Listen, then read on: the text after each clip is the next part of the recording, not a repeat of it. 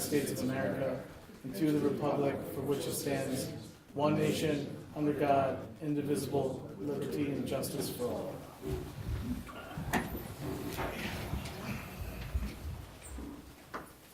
All right, so reason why we're here early tonight is to go over a zoning memo that the town attorney prepared with possible zoning amendments. So when did you first prepare this? About a month ago, maybe? Yeah, but It's been a compilation of about a year's worth of requests and different discussions. So the goal is going to be to kind of go through this, decide what goes to the next phase, which is basically having a local law drafted in a public hearing, what needs more discussion, what kind of just sits and is on pause for a little bit. So before we get started with that, is there any comments on the zoning workshop? Yes. I'm very interested in hearing the explanations for all of this tonight, but in general, Nancy Bryan, I'm sorry, Town of Cornwall. It concerns me that instead of making or requiring projects to go through the normal channels, planning board, zoning board of appeals, because we have all this, we are entertaining this notion of spot zoning and changing zoning for individual projects. And I think that this board is walking a very dangerous line for even considering that. Thank you. Thank you. Okay. So the first sort of, all right, so if we start with the revisions to the general commercial zoning, if we kind of just start with the first bullet point here. So, and actually I'm going to hand this down. Let me see here. This is, these are the districts. So this is, let me pass that over. This is GC and ARR and the use tables. We should have a copy of that too. Steve has, I'll just pass those down just for Roksha and Tim. She's unaware of the time change. Did you copy for me? Yeah, well, she'll get here. Are we going to just go, why are we going to go through Yeah, we are. line by line? Yeah, we're going to go through the proposed revisions. well, if I could, Yeah. just real quick. Sure.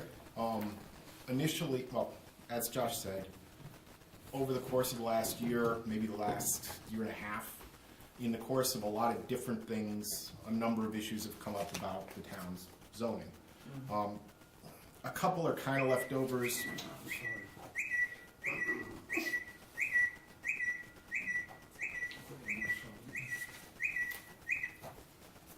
From the prior comp plan update, you're going to see in here, for example, the issue of not requiring public hearings for lot line changes. It's something That's that's a been demo. Yeah, I recall that. kicking around. That's for when you get a chance here. Other things came up, for example, and the first ones we're going to talk about here are the GC in the course of reviewing the dark room. I'm sure you remember there was that one particular section which said that there was permitted accessory uses of discos and dance halls and beverage license places, cabarets, live entertainment. It's just kind of this loosey-goosey section, and when we were going through that particular approval, there was a lot of confusion as to, is this allowed, is that allowed? You may remember it started out as it was going to be an alcohol license place, and then it wound up being a disco. So that's the type of thing you might want to tighten up, because the question that it presented was, do you want to allow congregation of people in businesses in the GC in addition to the regular uses? I mean, you granted a permit for the dark room, which was a photography studio, but do you want to allow it in other businesses as well, or do you not want to allow it in other businesses as well? It's something you ought to look into and make a decision on, otherwise it's going to stay the way that it is, and the next guy who comes along and says, I want to have it, you're going to be in the exact same position. So it's something we're recommending looking into. When we started this, we'd originally considered the possibility, because it had been raised a number of times since the last comp plan update, of a further amendment to the MR zoning. In the end, talking with Kristen and planning board attorney and Josh, you just couldn't come up with anything particular to recommend. I mean, there were a number of things that you could look at. For example, there's the MR district out by the train station. like, well, this isn't maybe really appropriate place to have MR. It's a lot of single-family homes there, but then the countervailing consideration is it's so close to the train station. If you're going to have multiple residences, you want people to be able to go to the train station and commute from there. So there are things you might want to think about, but there was nothing we could recommend right now. You know, nothing distilled over the time that we could say, hey, you ought to do this or think about doing this. So there's no MR changes in here. Although it's something that may come up going forward. I'm sure you heard of the governor's housing compact proposal. So it's something that you may need to revisit in light of that. But Yeah, and in fact, just on the MR point, we're going to be about 5 years into the current comp plan and zoning.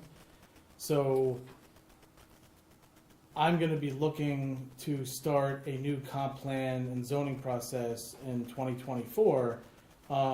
We're going to have a lot to consider if the governor's housing plan goes forward. We really have to take a look at everything because we need to make sure that the town is protected. So we'll wait to see what happens in the budget, and then we'll start to put the pieces in place. But comp plans, you know, you don't have to go every 10 years. You can go every 5 years, or you can make periodic updates. But we're going to take a wait and see what happens in the state budget with the governor's housing proposal, and then we're going to look to possibly start a new comp plan process and zoning to make sure that the town is adequately protected should certain things happen in that housing proposal that we, you know, think don't mesh with our, you know, quality of life. So that's you know, one way to look at this, and we're going to look at that after April 1st. that's for another day. Yeah, exactly. I'm just saying. But I just one want, thing at a time.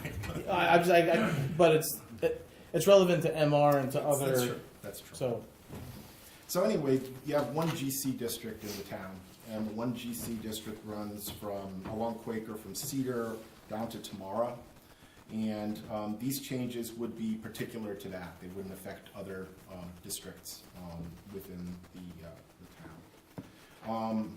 The first one, and I don't know, maybe Josh, you want to speak to this, is the idea of approving some additional uses by site plan,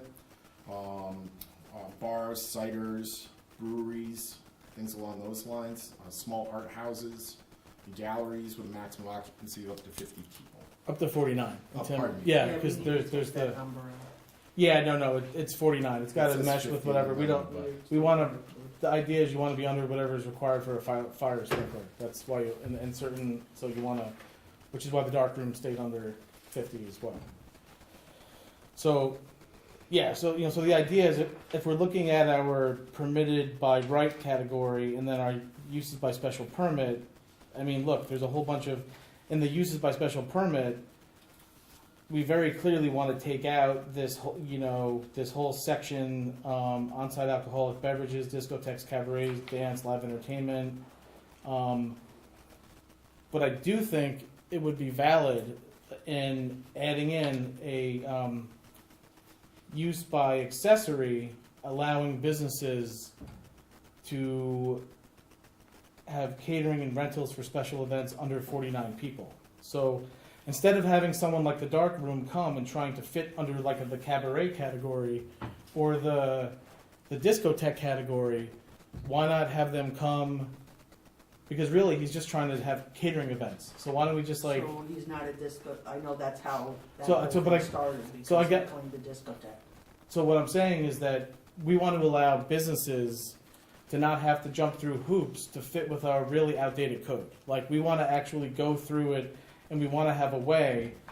And the way to do that is to allow an accessory rental catering special events for up to 49 people by special use permit. But you're jumping down to number. Okay, sorry. Number Try to number stick with one numbers. that Yeah, sorry.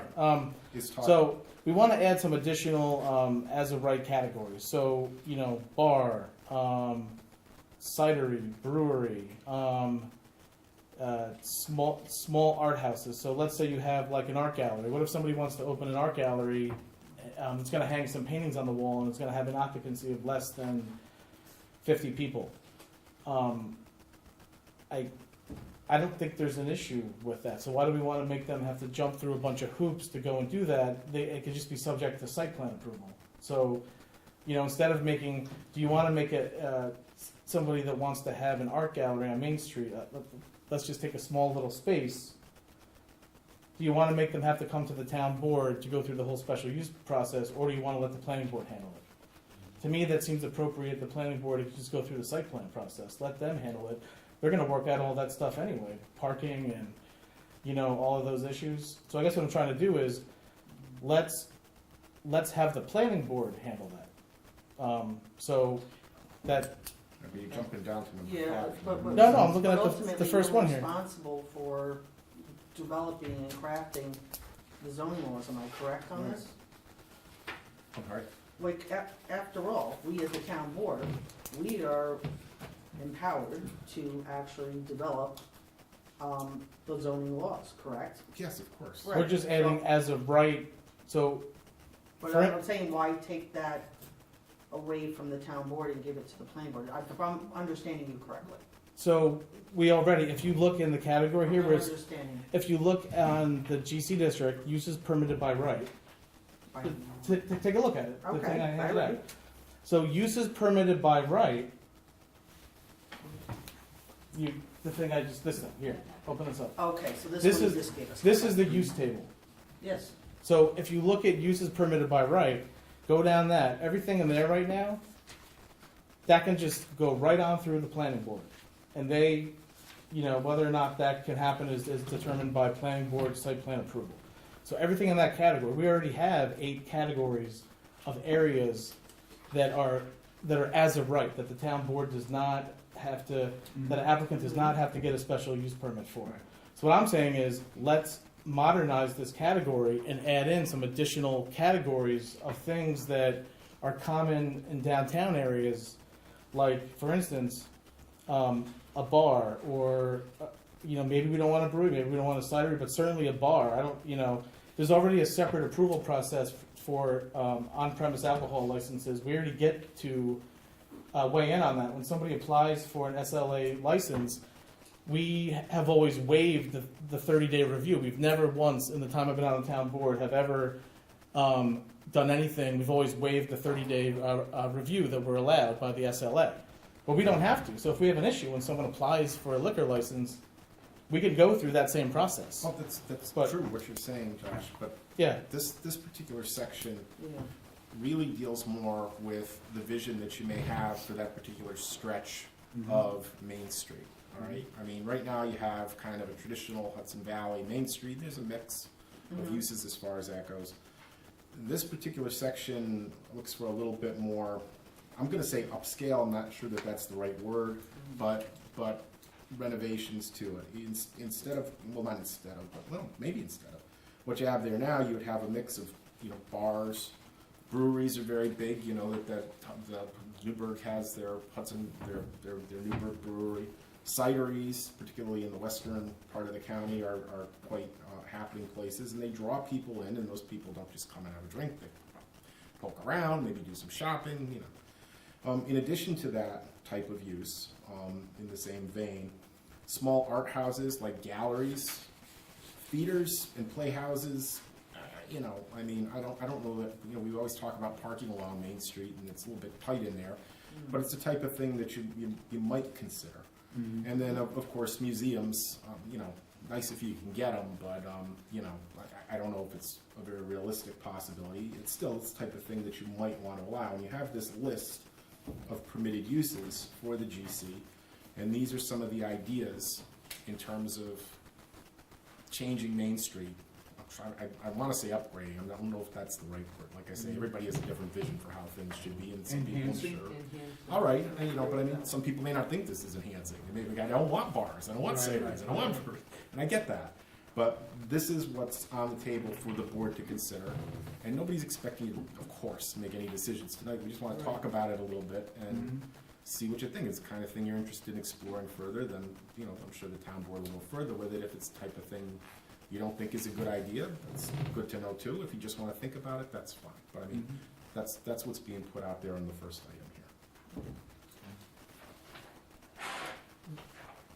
yeah, so I mean, so really, if you look at it, it would really be a matter of, under the uses by right, permitted by rights, on this GC, we would just submit, I don't know, maybe it would be number 9. And it would be, if we so choose to do it, you know, galleries or Well, we're gonna need to You know, develop definitions, yeah, of course, exactly. and bulk requirements Yep. and the like, Mhm. but these are uses that the board may wanna consider or may not like the idea of. That's why they're being listed here. And then, so that's for the uses permitted by right. And then, for instance, if we get to the next bullet, we don't currently so, perhaps we want to add subject to special use permit, large art houses. So right, really, like, you kind of have two things, right? You have the idea, Oh, I'm sorry. Yeah. It's just Okay, yeah, Yeah. I'm just saying, when you say large, what do you mean by that? more than above 50, 49. above 50. Yeah, so like above 49. So I guess that's how I would distinguish it.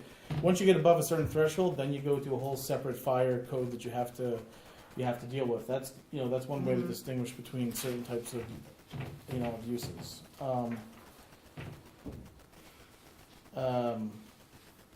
When you get to the delete section, if you go now to the uses by special permit, when you get down to number 11 in the uses by special permit, this is where we've got, discotheques, cabarets, dance, live entertainment, on-site alcoholic beverage licenses.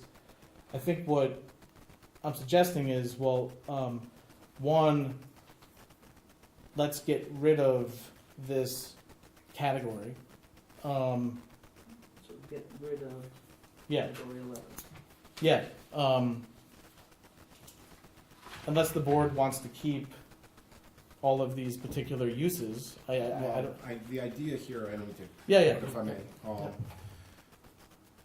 the definition is, in my opinion, the definition is terrible. I can't tell what half these things are, to be perfectly Right. honest with you. Discotheque versus cabaret versus dance or live entertainment. It's just very broadly written. So the idea is either just get rid of those uses altogether, so you just don't have to deal with it anymore, or you've allowed the dark room to operate as a meeting place after hours, as far as like a disco.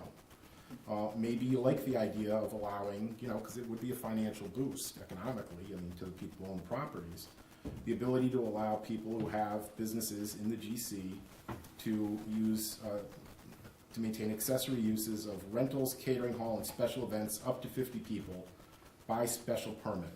But if you do that, we think there should be revised standards as far as bulk and hours of operation and everything. You should have it standard the same for everybody, as opposed to, gee, I want to do weekends, I want to do weekdays, I want day, I want night.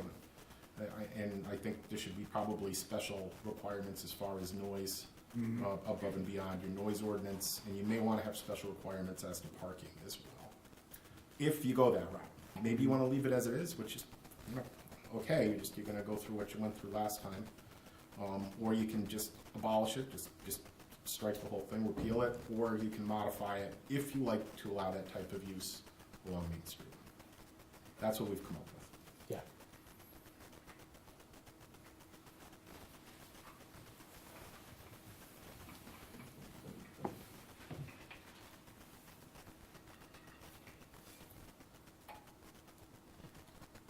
Steve, when you're saying to include it as a disco, because that makes like almost like a public club.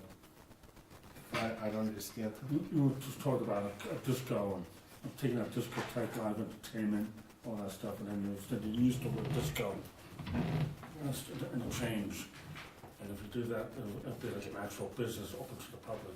Now, like the dog room, I used the dog room as an example. It's a business, but it's a venue type of business where it's controlled.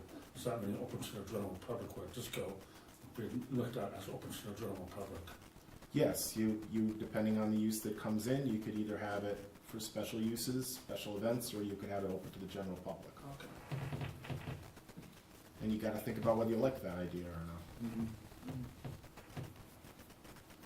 So the next one down is just a text correction.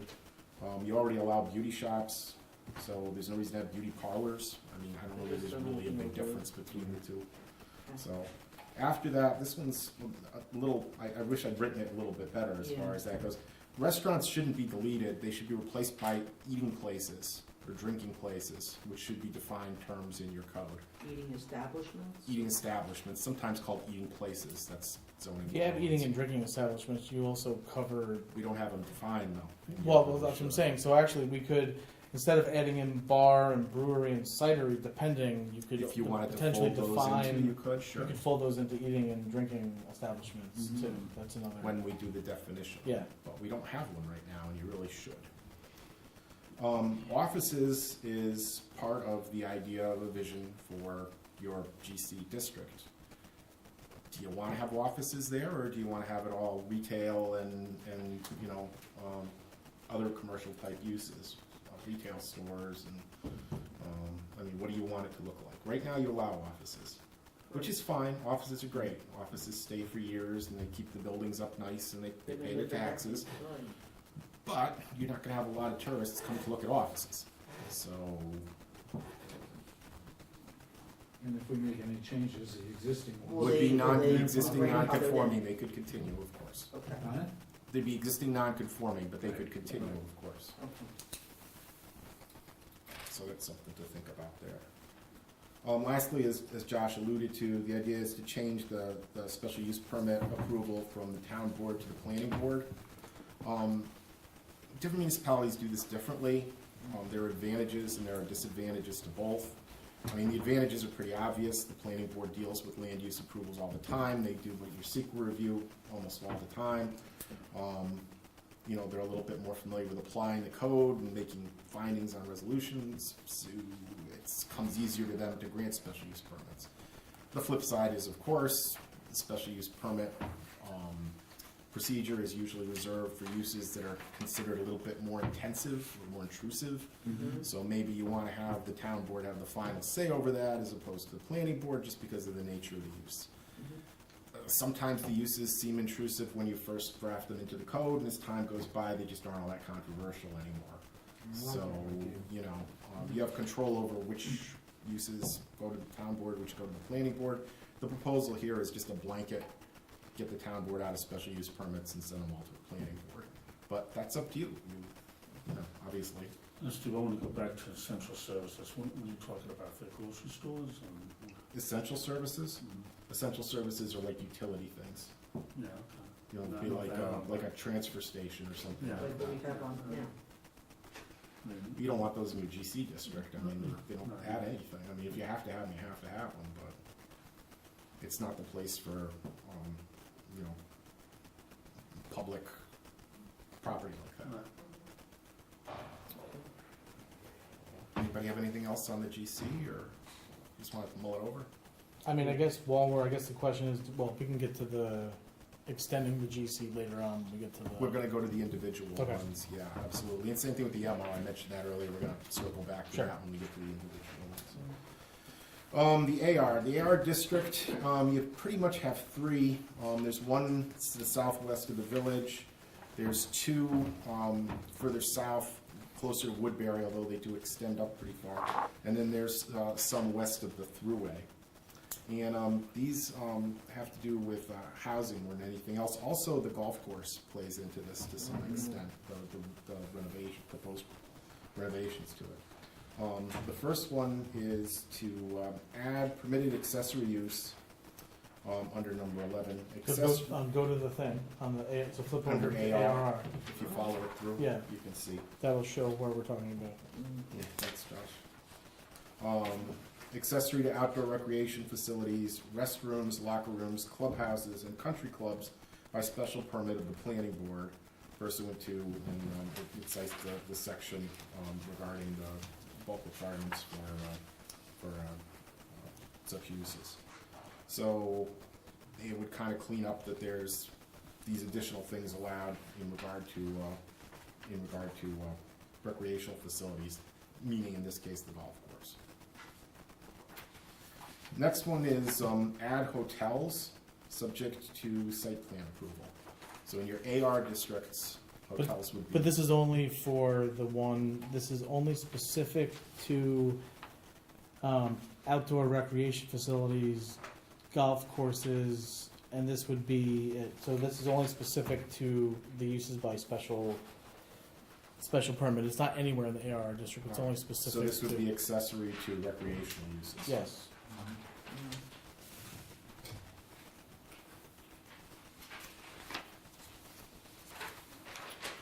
Next, accessory apartments. Right now, the code allows accessory apartments, but they have to be attached to the home, and the home has to be owner occupied. There are also limitations on the size of the accessory apartment that can be, it has to be quite small. The proposal is to expand the availability of accessory apartments as a means of increasing the stock of more affordable housing. For housing for, Kind of mother-in-law, mother-daughter type situation. Surrogates for apartments, if you will. And this would allow them to be detached. So if you wanted to put an accessory apartment above a garage or in an outbuilding, convert it to be an accessory apartment. If you had a barn or something along those lines, an old guest house or something like that, that would allow that. Expand the apartment size. Now, we weren't sure, and neither was Kristen, exactly where to Yeah. draw the line on the expansion here. Accessory apartment should be an apartment. It should be a 1 or 2 person apartment. It shouldn't be enough for a large family. Yeah. All sorts of problems come just as a physical thing when you have a large family, particularly in regard to use of septic tanks. Yep. The additional washing and showers and everything can easily overwhelm them and cause problems. Not to mention parking. If it's mom and dad and some kids, it's probably not a problem, but if you get into having older children who also have cars, you can have 3, 4 additional cars, in the driveway, and that can get to be a problem. And that's pretty much it on that, I think. And then as far as, and then just real quick on the tiny home thing, we decided to strike that out for now. Yeah, there's just no reason to There's pursue no, that. Maybe after we see what the housing compact is like, but not at this time. but look, certainly when it comes to the accessory dwelling units, there's a lot you can do to kind of, certainly you want to make it easier, I think, for people to build them, but there's also bulk requirements and restrictions. You can also make it subject so that the planning board, for instance, maybe you don't want to allow on-street parking as a right. Maybe you want to let the planning board weigh in on that and to determine if let's say you're building an ADU and you're in a neighborhood and there's really nowhere to have, parking, let the planning board determine that, versus just making it as a right. So there's different ways you can sort of control this. But I think allowing it just to be a little bit easier, to allow seniors to be able to, age in place or to bring in extra income to pay for, taxes or for kids when they come back to college or for, just like this is sort of a easy way to add additional housing, I think, to the community. So, And it's not a huge change. You already allow accessory Yeah. apartments. The question is, do you want to allow detached accessory apartments? And if you do, what kind of restrictions do you want to impose on them as far as that goes? That's the proposed change here. yeah, Under definitions. this goes back to ARR. Yes, we're still in AR. Define clubhouse regarding golf courses as follows. Clubhouse or lodge, buildings, structures, lots, or land use for social, recreational, food service, lodging, and athletic purposes, including restaurant and catering facilities, for on-site events, and event space hotels, administrative offices, pro shop, and locker rooms. So what's really driving this is, if you have a clubhouse at your golf course, is it limited to use by members of the golf course? Or can the golf course have other people come in and rent it for weddings, sweet 16s, anniversaries, graduations? Can they have members of the public come in and patronize their restaurant? There's an upside and a downside, and a lot depends on how it's done. Because the downside is, of course, if you have this type of use by a golf course, there's going to be more cars, there's going to be more noise, there's going to be more light, there's going to be more trash. People in the neighborhood are going to be fearful that it's going to have impacts on If it's done correctly, the impacts will be minimal. If it's not done correctly, they may be very unhappy with the way that your golf course clubhouse turns out. The upside is, if you want to maintain a golf course, this is a great way to allow it to actually raise revenue above and beyond the greens To fees. survive. To survive and not constantly be for sale. Exactly. Well, So, Yeah. the present We didn't even have clubhouse that. has had events We like had that. Many times. Yes, yes. but Restaurants. it's not allowed though. Well, It's now, a- well, there's Wait a currently second. there's currently no definition. yes. Well, I'm just speaking to Some, Yes. the comments about, noise, what the Certainly other that- residents feel about it, but to my knowledge, I don't think anyone ever complained about the restaurant that was there. yeah, Certainly that's a a lot of good people used it. a good benchmark to start from, but Sure. if the golf course were to come in and say, we wanna do renovations, and this is what our clubhouse is gonna look like, and these are the types of uses we're going to have in it, your planning board and your building inspector might have issues with that and say it's not what the code says as far as what's allowed. Code for doesn't our say clubhouse. anything actually. There's no definition. So this would say what's allowed and what isn't allowed, and nobody's married to this particular definition, the language is pretty broad, but the idea is just what I said, if you wanna open it up to more than membership, a definition like this would acknowledge that as the use that's permitted. Codified, yeah. There's no danger of separating the two and saying, okay, well, this is a golf course and this is a restaurant event place. It's all a golf course, correct? Do you know where I'm Yes, going with as, this? under the proposed amendment, as Josh correctly pointed out, allowing hotels would be hotels only accessory to recreational facilities like a golf course. So you wouldn't wind up with the two being split because it wouldn't be a permitted standalone use. It would have to be on the same property. Well, same ownership, same Yeah, use. yeah, exactly. Same ownership. Yes. You couldn't sell it off to someone. You could not. Well, I mean, look, I'm splitting hairs here, but I'm just if making. you wanted to, you could have the golf course operating the golf course and the hotel being operated by a separate entity, but as an accessory use to the golf course. But they would still be the owners of the property. Well, yes, they'd have to have either ownership or some sort of contract that they were Like together the- operating the golf course, and it involved both the golf course and the hotel or the catering hall. or Yeah, in fact, whatever. if you look at different iterations over the years, you've had, let's just take NRL's on the green, right? They had a contract to operate the restaurant, but that was separate from, I think yeah. the big thing mentioned in this paragraph is hotel. Right. I think the idea behind this is that you already allow bed and breakfast inns and bed and breakfasts in the ARR zone. So if you allow other accommodations, you make it so that if someone is, you make it so that it could become, people can stay there, right? So let's say you take a clubhouse and you turn it into a restaurant and a 20-bedroom inn or something. It becomes more profitable, and it means that you're likely to be able to keep a golf course open and have it last. You're maybe more likely, because right now we're stalled. This is going nowhere fast. So right now this is just going to sit and be a blighted property on the town until somebody comes in, and you want to make it so that if people are looking at this, is there, and there's currently nothing before the planning board on this. But, you want to make it so that people that are looking, because at some point, we want to make sure that this gets back on the tax rolls, right? We made this big mistake last year, taking this off the tax rolls.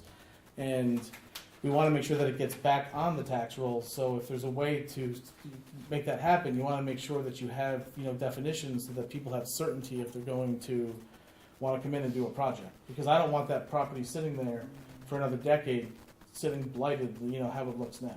Because it looks disgusting right now. Isn't this part of the covenant, like, as far as the uses of this, was this something that the original family that left this property was just for it to be a golf course? And now I'm hearing, like, the potential of hotels? I don't think that there was a Yeah. reverter clause in the original grant of the property. The But I- Stillman, The Just Stillman the Stillman, deed. yeah, exactly, Right. but I don't think that adding either the restaurant use at the clubhouse or adding a hotel to the golf course would trigger the reverter clause at all. It would still be being used as a golf course. As long as it remains a golf course, golf course with bells and whistles, You yes. can have the but accessory golf- uses to the golf course. That's my understanding of the, Well, the group came before the town board a number Yeah. of years ago, Yeah. and that's exactly what they wanted to do. They wanted to put weekend, They want to build a Structures. they want to build Little- time shaft on Yeah. it. and it was decided at that time, oh, no, that's not allowed by the Stillman Trust. Regular housing is very Right. different from a hotel. I mean, the hotel is theoretically at least allow people to come and stay and play golf I there. understand. But apartments are something else altogether, and timeshares or That's whatever, or different. houses, it's not the same animal. Is there any way you can delve into that and find out? Sure. I Take a think look at that the would Stillman be a lot property. before we go down that road.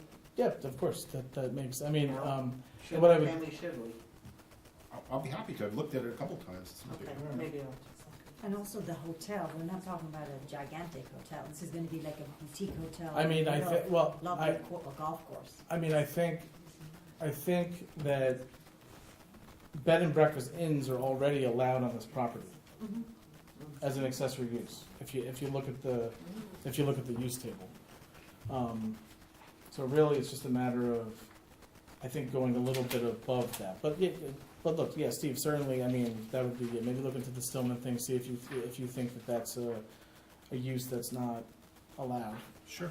I think we could also eliminate the word hotel and replace it with accommodation, room and board, with the golfers, that they come over and stay. So because hotel always gives the idea that it's really big and commercialized Sure. and so. Almost like a resort like they have in Sullivan Correct, County? it's a smaller, I mean, much more personable, area, like maybe 10 rooms, we're talking, not more than that for the golf course. So it's a little different from a hotel, which usually has what, more 40, 50 rooms. Yeah, I mean, yeah, so let's maybe have Steve look into that more, as far as whether or not that's allowed. We definitely need to define, Yeah, we touched on that already. yeah, we need to. So I'm gonna leave the parking to you, Josh. There's two proposals here. Sure. One is eliminating it altogether, Where's, on Main Street for retail uses and restaurants. We're talking about off-street parking, you understand. Yeah, And the other would be to allow the planning board to, case by case, waive a reduction of up to 100%. do they have this? Did you make Yes, that? the last Okay. page, if you turn to oh, it. then, okay, I was following you down in order. Yeah, this is And something, then now we're just going to, can we go, yeah, Well, I skipped over eating and drinking is because we already talked about it. no, I'm looking at, all right, maybe I have the wrong document. Off-street parking requirements should be bullet point under. No, because the Definitions. original document I had didn't have it then, so, the one that was sent originally, so now I'll go to the one that you Okay. just. I'm surprised. that Yes, that's- because the supporting documents that I received doesn't have that. that's the one from the February 13th. Right, meeting. but this was in our Oh, okay. package, that's why I was confused.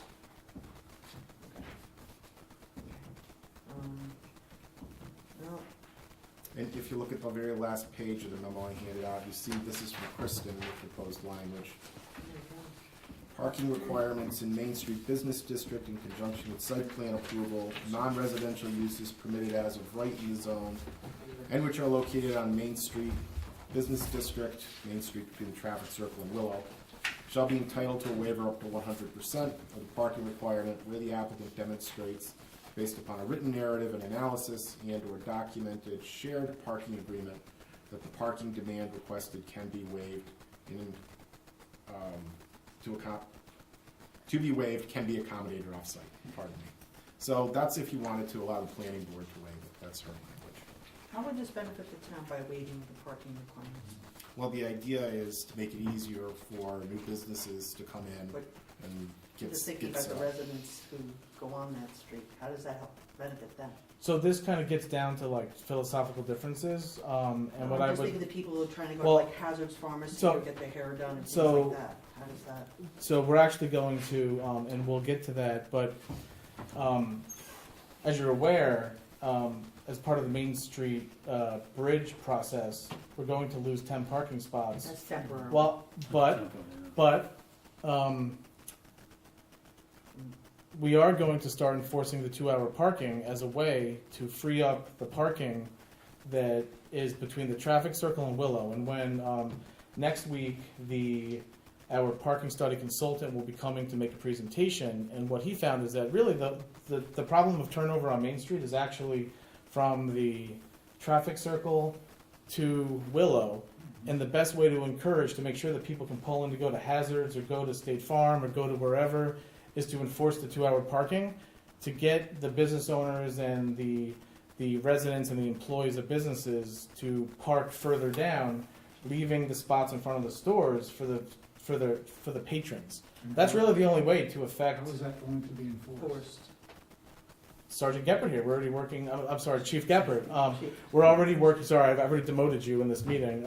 So we are working on a plan to start doing that by April 1st, because we're losing the 10 spots. We want to get people to start getting used to the idea that we're doing this. We're going to have to, because we're losing the 10 spots from the bridge down to about, let's say, the Woodsman store. So we're going to start getting folks used to that now. We have the 2-hour parking signs up. We have it in the code. That's the best way to free up the parking for people that are going to Hazards, is to make sure that we don't have, business owners and their staff and people that are living in the apartments taking up the spots right in front of stores. And so yes, we're going to start doing that. I've been talking to the chief about that, and also to the highway superintendent. But that's the best way to free up the spots, is to do that. And so if you look at so once we start doing that, and there's actually plenty of spots further down Main Street. If you go down if you're going to an event or to a restaurant, people, most people I know, a lot of people I know, they'll park, on Broadway or Clinton or on Tory Lane, or they'll park further down closer to Town Hall. There's actually plenty of spots in the Main Street parking area. There are. It's just that we have people that are, essentially taking up spots in front of businesses and restaurants all day. So when we do this enforcement, we will start to have, more turnover. But the idea of this, and this allows, the dark room is a good example, where he worked out a parking arrangement with the Montessori school to provide parking. I mean, if you look at the planning board, upon written and narrative analysis or documented parking agreement, can waive up to 100%, which is essentially, had we not had to put the dark room through the special use permit process, they would have gone through the planning board, and if this was in place, they could have waived 100% by saying, you've got to go and get a parking arrangement. And he could have then went to the Montessori school and worked one out. So He worked it out because she owned the property after January. Sure, but She didn't own the property. this doesn't give the planning board this basically says that if an applicant comes to them and they demonstrate through written narrative analysis and the ability, like through a parking agreement, they can waive up to 100%. They don't have to, they can. If I- Yeah, sure. So I think in the course of going over this memo, you're going to see some things which, hopefully you think are good ideas, and you're going to see some things which you just don't want to do, and maybe. And you're going to see some things that you're going to need more time to think about. This is not the type of thing that I think the board would weave into a single, all-encompassing zoning change law. I think you're going to wind up with 2 or 3, maybe as many as 4 as a result of this. And the parking issue is something I think you're going to have somebody come in and speak to the board. Yeah, so actually at the meeting next week, the gentleman from Crichton Manning who have done the parking study, they're going to come in and talk to the board as well as the public about what they found in the parking study, and so this is where some of the stuff's going to come into play. So you may want to break parking out Yeah, from I these other think we zoning things that should you're do. looking Because at. parking should go as a separate. Standalone, and you can look, at it through the lens of the parking study that you're going to talk about and all that. But these are just issues to think about in terms of how do you want to deal with off-street parking in regard to particularly your UGC district. Can I also add that most locals I know that they do want to get their haircuts or prescription medication out of Hazard Pharmacy. They park on Broadway or Bridge, which is like a less than 3 minutes walk.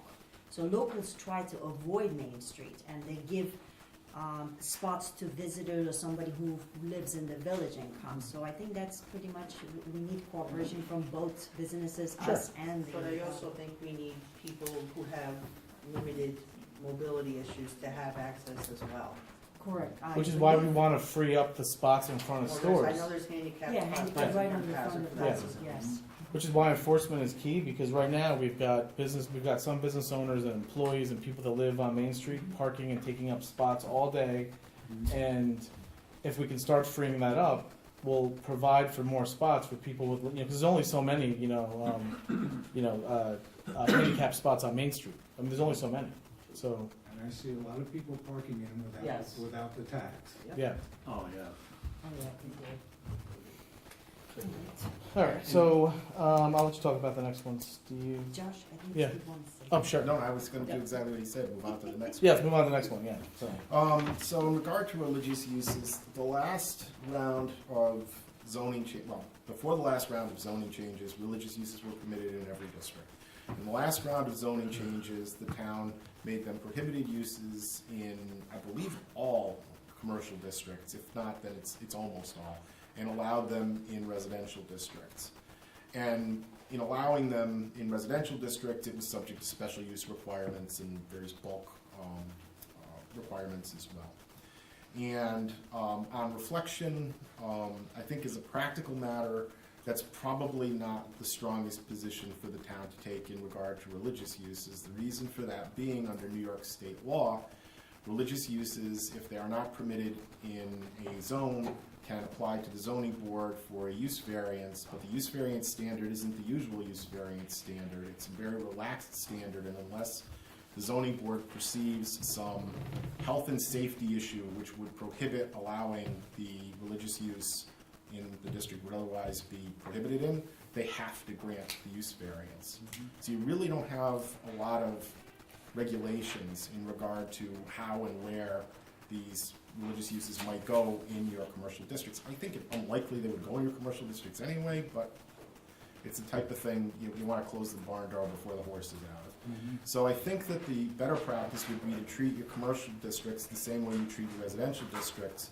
Make the the religious uses subject to a special use permit and site plan approval. That way you can prescribe reasonable bulk requirements, things like requiring frontage on a highway, state or county, requiring central water, central sewer, and that way when the religious use comes in and says, I want to put this religious use here next to these other commercial properties, you can say, well, you can't be done because you see there are all these practical bulk requirements that you need to meet, and it's just wouldn't be safe if you don't have access to a public roadway. It wouldn't be safe from an environmental standpoint if you're not able to dispose of your effluent or draw from a public water source or whatever the case may be. You just have more control over where these religious uses can go if you make them all subject to special use permit, oddly enough, than if you just prohibit them.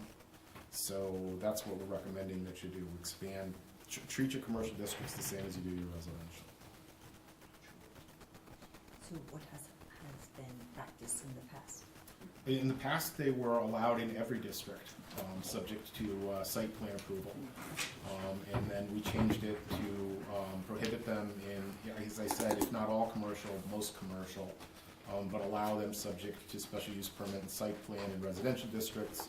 Now we're recommending that in all districts, you make them subject to special use permit and site plan approval.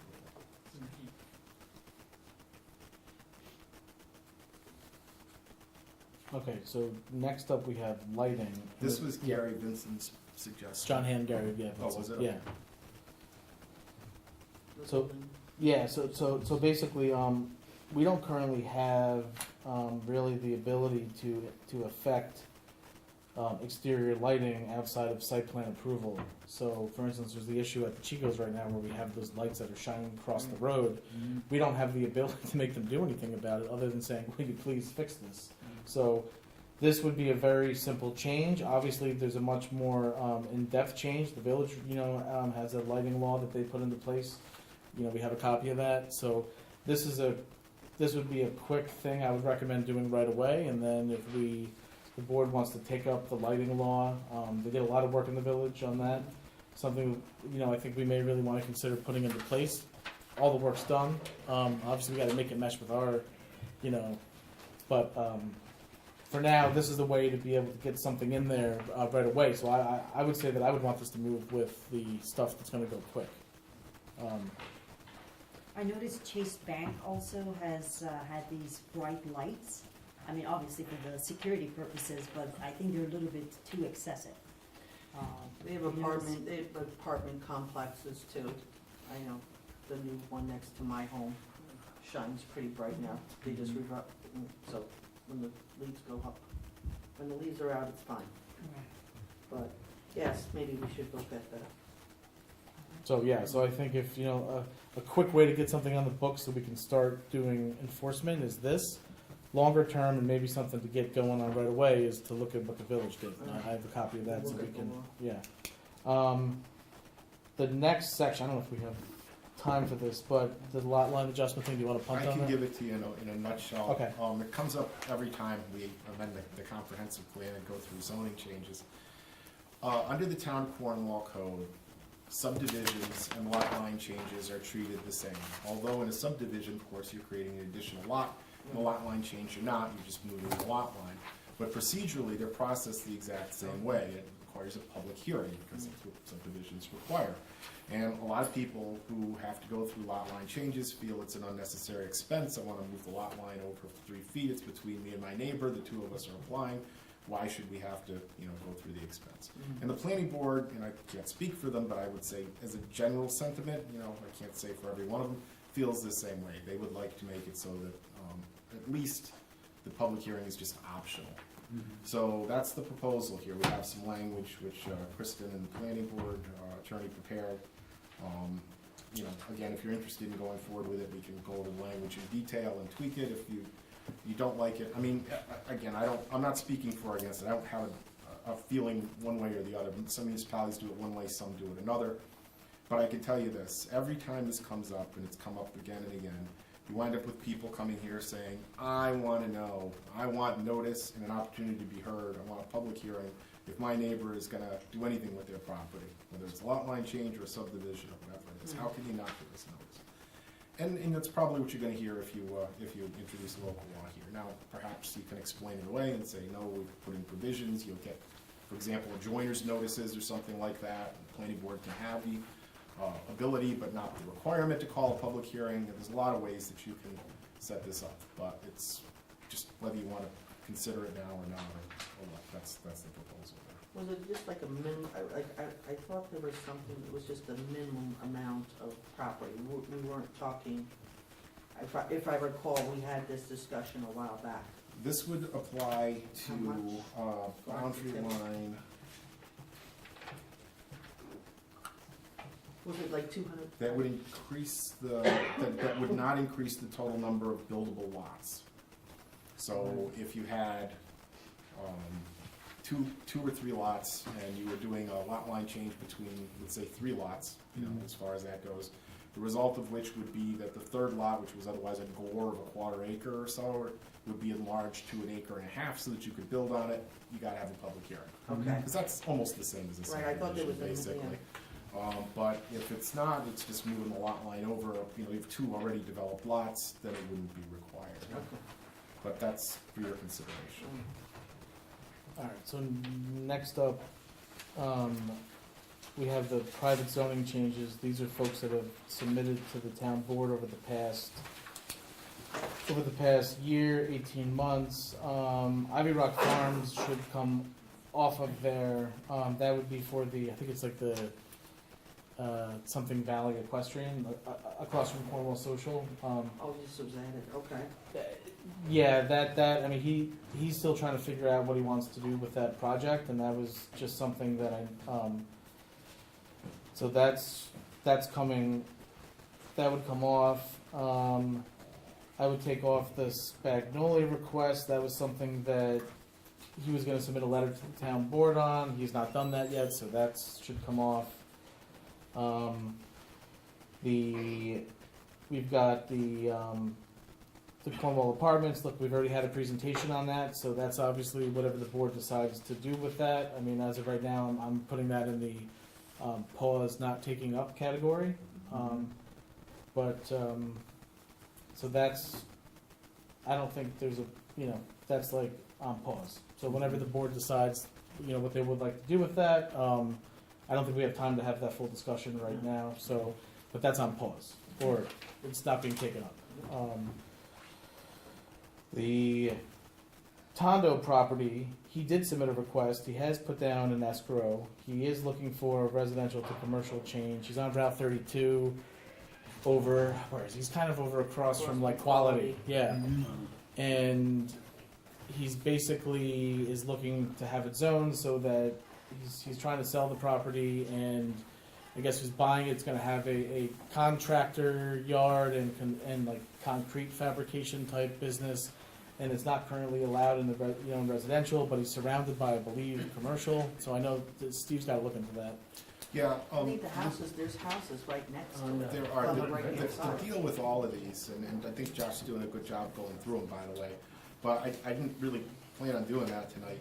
No, When you get a petition for a zoning change, the town board's not obligated to act on it. exactly. But at some point, you're gonna wanna say to the person who submitted it, either come in and make a presentation to us, or you know what, we're just not interested in moving forward with this. They do tend, and you can tell because we got like 5 of them here, to kind of build up over time, and you wanna kind of at some point say, all right, you're on, you're off, or we're still thinking about it. So we have this number here. Josh just crossed 2 of them off, as a matter of fact, which is helpful. And you've seen the presentation on Brewer Road. At some Cornwall Apartments I'm talking about. At some point, you should make a decision. We're willing to move forward. We're not willing to move forward. And the same thing with these other few here. I think on the Shadeen House property, we want to move forward, but they're going to go to the planning board and start the secret process and then come back to you. The gas station, I'm not sure where we are on 9W, to be honest with you. Well, actually, Is wait, it the one that's it's heading south, or is it heading It north? Is it by faces North? 9W, but it's on pull off to Enroll. yeah, there's like that Okay. shack that's off to the side, and it's based, I think It's not it's, headed north. Wasn't there something with DOT was involved with too? Yes. Would be? DOT is going to have to approve, I believe, the exit and entrance to the property Right. when the time comes. But I that, thought, The ramp is Slow there. down lane. yes, you're right, Carrie. But that really is going to be more wrapped up in secret review and review by a separate board. Whether you grant the zoning change or not isn't dependent on that. Might be something that makes you say, I don't want to grant it because you don't want to deal with the traffic. But that aside, it's just not going to come into your decision making. but in terms of the Shadam house extending the GC district, just to make this clear, my understanding is that they've already, Shadam, is that they've already submitted a planning board application for site plan approval, and they were punted back to us to, like, basically, because it's not an allowed use in the current, which is like SR 1 or 2, the planning board said, go back to the town board, we're not gonna consider you guys going forward until the town board either allows this type of use in SR 1 or 2, which is probably not appropriate, or extend the GC district to cover this property where theaters are allowed. So the idea is to extend the GC district to cover. Well, my understanding was Yeah. similar to that, but I thought they were looking for kind of we're willing to go ahead with local law. Maybe they're waiting for it to be introduced, or just kind of an approval, just a nod, so that they knew they wouldn't be wasting their time going forward before the planning board, because the planning board should conduct a coordinated secret review on this. Something. You shouldn't divide it between the No. town board and the Right. planning board. If they're waiting for you to introduce the local law, So then then of course maybe- we can prepare and yeah. introduce it, schedule Let's- a public hearing and do everything but act on it. Let's get with Dominic then to figure out how we're Sure. gonna, so maybe we could sort of have a joint path so that we can like get this project going Yeah. forward here. And the others you should talk about at some point. Yeah, of and course. Decide what your position is on What that. is Ivy Lot? What's the issue with Ivy That's Lot? that horse farm. I know it it's is. 994. I'm very familiar with So, that. so he's trying to figure out, right, so for instance, right now, I believe it's in the ARR zone, and you're allowed to have a bed and breakfast in up to like 12 or 14 rooms. He's got to decide when he has people staying on the farm to be able to like stay for the weekend and ride horses and whatnot, does he need to, does he need to have more than 14 rooms? I guess so. That's sort of, but he's not there yet. He's trying to. So that's why I said take that off, because he's not. Take it off. Well, yeah. I mean, I guess until he comes to us with what he needs. Okay, so I guess, so I guess Steve and I will, just sort of send something back to the board? Do we want to, as far as, because we sort of have the stuff that should go right away, stuff that should need more discussion, the stuff that's like on pause.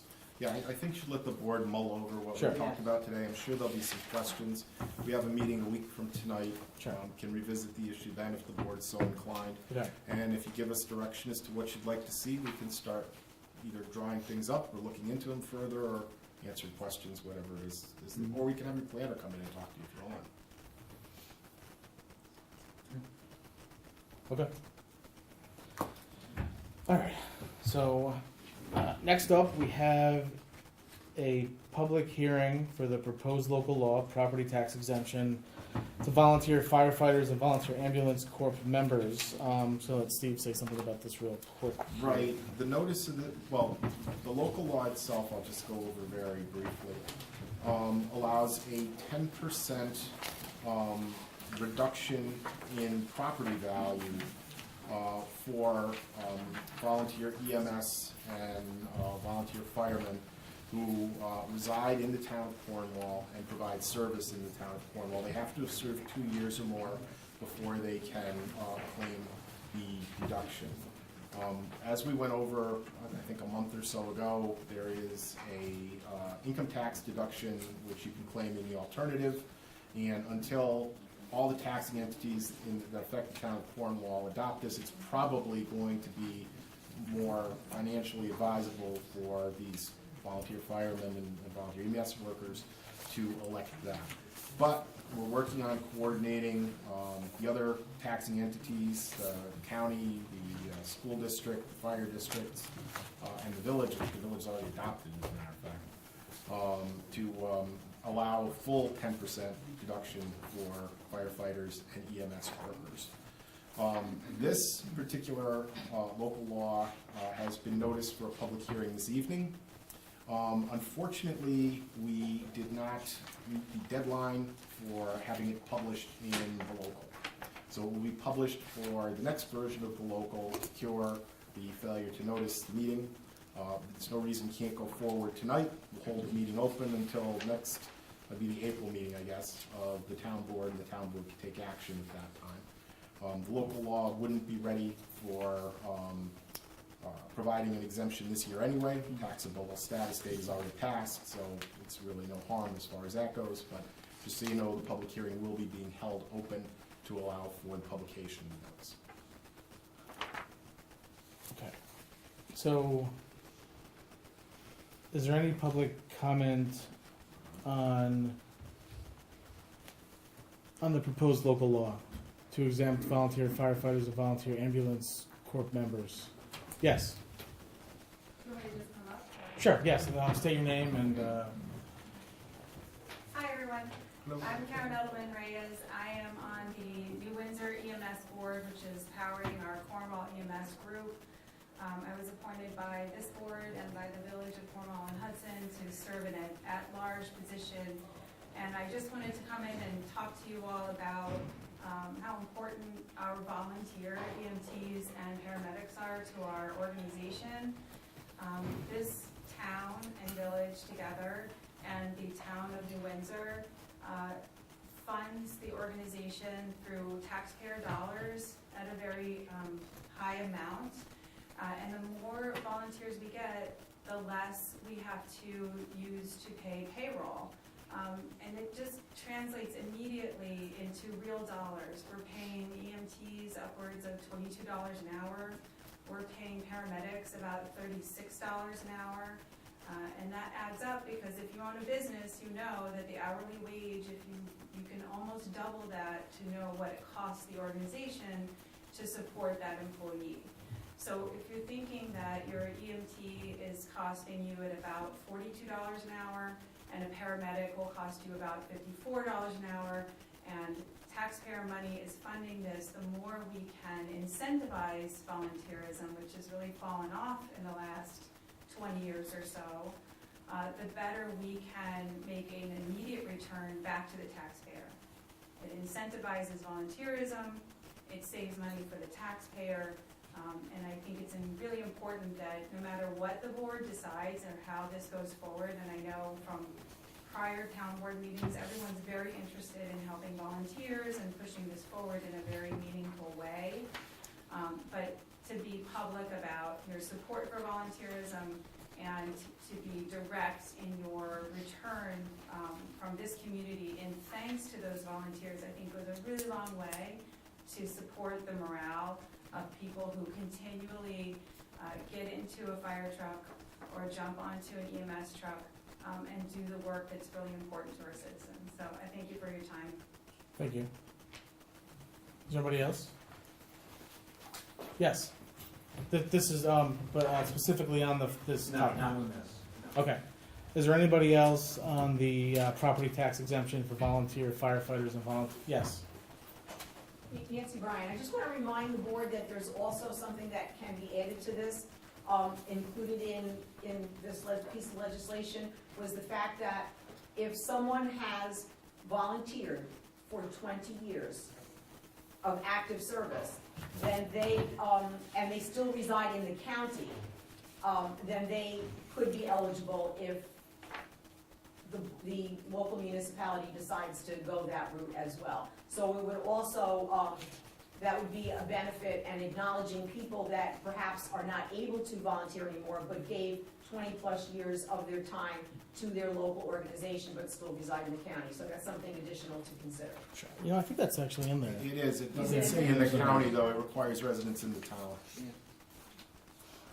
So if you're 20 years and you still live in the town, you get the deduction. Because the deduction's only for owner-occupied property. No, I understand that, And but you said in the county, it right? was, that's the way FASD presented it, the Wow. Firemen's Well, no, what Association. fascinating meant, if I could speak, what fascinating really meant was that, say, like, for me, I have 40 years of volunteering, Yeah. organization, and I don't volunteer anymore, I'm just too beat up, but that's besides the point. So I live in Cornwall, but saying like, once that process starts, if I move outside of Cornwall, I will be able, and I just want to stay in the state of New York, I'll be able to take that tax benefit with me. Is there anybody else? No? Okay. So, we have to, Hold the public hearing. yeah, so motion to leave the public hearing open until Tuesday, April 11th. Second. Ms. Scott? Yes. Mr. McGinnis? Yes. Mr. McCarty? Yes. Ms. Michael Rossi? Yes. Mr. Wojciechowski? Yes. Okay. All right, so moving on to the work session, is there any public comment on the work session agenda items? Yes. Yeah, hi, my name's Mark Savage, I'm one of the co-owners at Sportsplex, and certainly, wanted to talk about, I know you have pickleball and tennis on the agenda, and I thought if I could share some thoughts that you guys could think about long-term, that maybe would be helpful for you, since I've been in the business for 40 years. Sure. Currently, pickleball is the fastest growing sport in the last 10 years nationwide. Many, many parks have come across the situation that you're in now. There's plenty of articles where there's tons of fighting that goes on if it's on top, if they put it together, and the solution has been to separate over time. So just give that some thought in your long-term planning. Also, there's rec programs before school and elementary. I'm not sure if you're aware of this, but we're in about 20 schools in Orange County. So tennis has seen an incredible increase, boom, in our county. And I've been here since '99, and I've never seen growth like that. So you're going to have a convergence regardless. Third thing is as we have been growing, of course, we've been doing the rec program here in this county for 10 years, trying to help Cornwall have those programs. And we would like to continue and think about growing those and even offer adult programs for tennis. So I think pickleball and tennis are definitely going to converge, and with 2 tennis courts, that just long-term could be an issue, regardless of whether you have a booking system or not. Sure. Because we're having that at our club.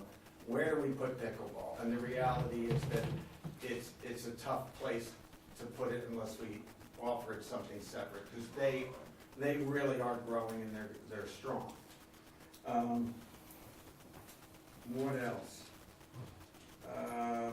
The other thing is there's millions of grants out there right now for tennis and for pickleball. So if you're looking to save some tax dollars, it's such an easy thing to explore, and I'm happy to help in any way Sure. I can. Thanks, Mark. Thank you. Is there anybody else on agenda items? No? Okay.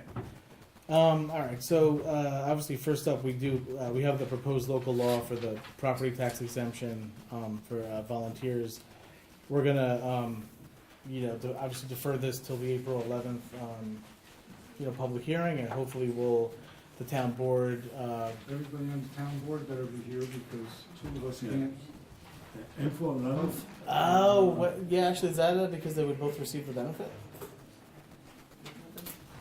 Oh, you have to recuse yourself, Yeah. both of you. Yeah. Okay. Or is that like a New York State, it would be like you're recusing yourself from something you're benefiting from the Yeah, IRS? probably. Because I'm a volunteer fireman? And you too.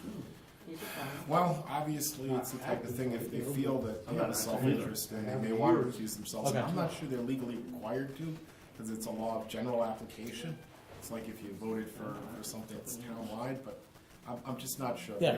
If that's the case, then we should only. Yeah, I mean, we this is an important enough We still issue, we have should all be lots here, of so issues. that shouldn't be a problem to make sure 5 of us are I here. mean, if you were all volunteer firemen or EMS, nobody could vote. That doesn't make sense to me, you know? Sure. So, okay, so next up, Main Street Sewer Project Environmental Testing and Remediation Proposals. So, look, this was a last-minute addition by the town engineer. As you're aware, we are doing work behind all the buildings on Main Street. Deep work. Yes, deep work, yep. We're digging trenches, we're doing excavation, and you never know what you're gonna find when you do excavation. And, on 2 locations where our contractor, Whispering Pines, is doing work, 317 Main Street, which is the Berniker property. A petroleum smelling liquid was observed during excavation for a sewer lateral tie-in. Not surprising. No, look, it's certainly not surprising, but it is in the town's sewer easement, sewer right away. So, the first proposal has to do with, after we called in the DEC spill line, which we did last week, we got a number, and our engineer has been trying for a week to get a proposal from an environmental testing and remediation company. He just got one today. The only one. It's taken him a week. But, so the first proposal would basically be just for that site. And they have to be specific because there may be different things on each site. So, and we have to act on this tonight because Whispering Pines is not able to get back to the work that they're doing. And right now they have enough stuff to do maybe for another week. But once they stop having work to do, then we face demobilization costs of $7,500 a day. So in order for them to get back to work and finish the project, we need to get these 2 sites tested and remediated. So this is why this is kind of like a very pressing issue. You may, well, the Yeah. deal with any hazardous substance spill on property is that the property owner, which in this case includes the owner of a right-of-way, is strictly liable for it. So, but both us and I believe both. the Berniker, former Berniker. Well, Berniker may take the position, well, wait a minute, I may be strictly liable vis-a-vis New York State, but the fact of the matter is that this traveled onto my property as a result of your sewer line. and you would be in the position of having to say, well, no, it didn't, this is because of the use you put to it. Because it's already was there, It correct? might have been already there, but our sewer line has been there for quite a while, so. No, I'm just. In any event, it's just, Please. you're going to want to try to straighten this out as between yourself and them, and I don't know the extent of the town's insurance coverage for spills, it's something you're gonna wanna look into. But the fact of the matter is, unless you get this taken care of, Right. Whispering Pines is not gonna be able to go forward, and Okay. you are gonna be charged $7,500? Yeah, $7,500 per day. This has to be cleaned up anyway, and if your insurance company, and I don't know that you have coverage for this, but I mean, you gotta look into it, but if they reimburse you for it, great. And the same thing, if you can get something out of Bernicker, great, and you also have Canterbury too, same thing. yeah, but it's two sites. We don't so- know what the deal is with Yeah. Canterbury. So we know, we believe that it's petroleum on Bernicker, and that's a relatively easy remediation. You basically haul the dirt off and you incinerate it. And so that's why the price we have for the Bernicker property is, it's roughly gonna be about $2,000 for testing. And then for the transportation and removal, it's $260 a ton. They believe there's somewhere between 14 and 15 tons. There's a 10-ton minimum. One truckload. Yeah, so so really, we're looking at somewhere between $5,000 and $6,000 to deal with the Bernicker property. If we don't take care of this by by the end of 10 days, we're into $75,000 And you and just clarified it. yeah. So it's not owner's responsibility to take care of that? It's both, because you have a right of way over it. Oh, it's, yeah. It's And bo- then you're gonna wind up in a fight with them, they may have insurance, we're gonna look into getting reimbursed for this. Yeah, I But the would- fact I is, would if do you that don't do it additional, now, do that. you're gonna Yeah, wind up yeah. incurring. Oh yeah, no, we are. But the thing is, if we don't, Paying for $7,500. Well, that too. Right. If I- you did I wind up in agree. litigation, it would be even more expensive. yeah. It's gotta be done, and the town is the person to All do right. it, so. So then next up, we have 331 Main Street, which is the Canterbury Brook End. And in the back in their parking lot, similar, they started doing excavation, but they didn't get too far into the excavation, so we actually don't know the extent. We know that when they, let me find this here. So at 331 Main Street, a rainbow sheen and turpentine smell was observed during excavation to install the sewer main. We called in a spill number. It is yet to be determined what it is. So that's why we don't have any figures on what it's going to cost to remediate, because petroleum remediation is, again, basically incinerating the dirt. If it's other toxic chemicals, they're not going to incinerate toxic chemicals and create toxic plumes into the air. So if it's one type of chemical, that's a different type of remediation. Hopefully, best case is that it's petroleum or it's nothing. But we don't know yet. So we basically have to have the testing come out, have the testing be done, and then once we know that, then we'll know the full extent of the remediation. Okay. Josh, I do yeah. have a question. Yeah. Do businesses, especially the ones that handle food, do they get inspected once in a while by surprise, or they just never see an inspector in their lifetime? No, you have to. So every year, I mean, I've owned a restaurant, and you're getting, multiple inspections a year. Okay. Health department. Yeah, Think but about the water. Well, no, not just water. I mean, they're on municipal water. all So the chemicals or oil and things that Okay. people dispose, there should be an inspector coming in to check Right and outside the make sure. building. and you know what? And look, and so when No, we do. from our own town, I meant. I mean, we have Gary Minson. Well, yeah, see, but that I don't know if that's within our purview to do inspections below the ground. And then Right. and so the Department of Health, they have jurisdiction over restaurant inspections. In this case, look, we're going to find out when we do the testing what this is. Is this something related to their, I don't want to speculate here. I think that it's buried. We got to do the testing. It's got to be cleaned up no matter what, so we can proceed with the project. But this is going to be about, just doing the math here on this. Well, it's about 3,000. So we're potentially looking at 4,000 to 5,000 just for the testing, depending on what they have to do. Well, all right. So I guess we've got 2,900, 500 for the analytical, and then am I in the? Oh, and then the disposal quantity unknown, 10-ton minimum. But as in talking to the engineer, he said that this number could basically, that number could really change depending on what the substance is. Right now, it's based on petroleum. Well, true, but Yeah. the test is only roughly $500. So And it's, then there's other, once yeah, the final one So is, it's- what avenue we need to take so to it's, remove it. so it's 2,900 For the excavation. for the PVE labor, supplies, and expenses, 500 for the testing. So we're at about 3,500 right now, and that's if they can do. So let's say it takes more than 2 days worth of inspections. If it takes like 4 days, well then we're into $6,000 of inspection fees. Let's hope it takes 2 days.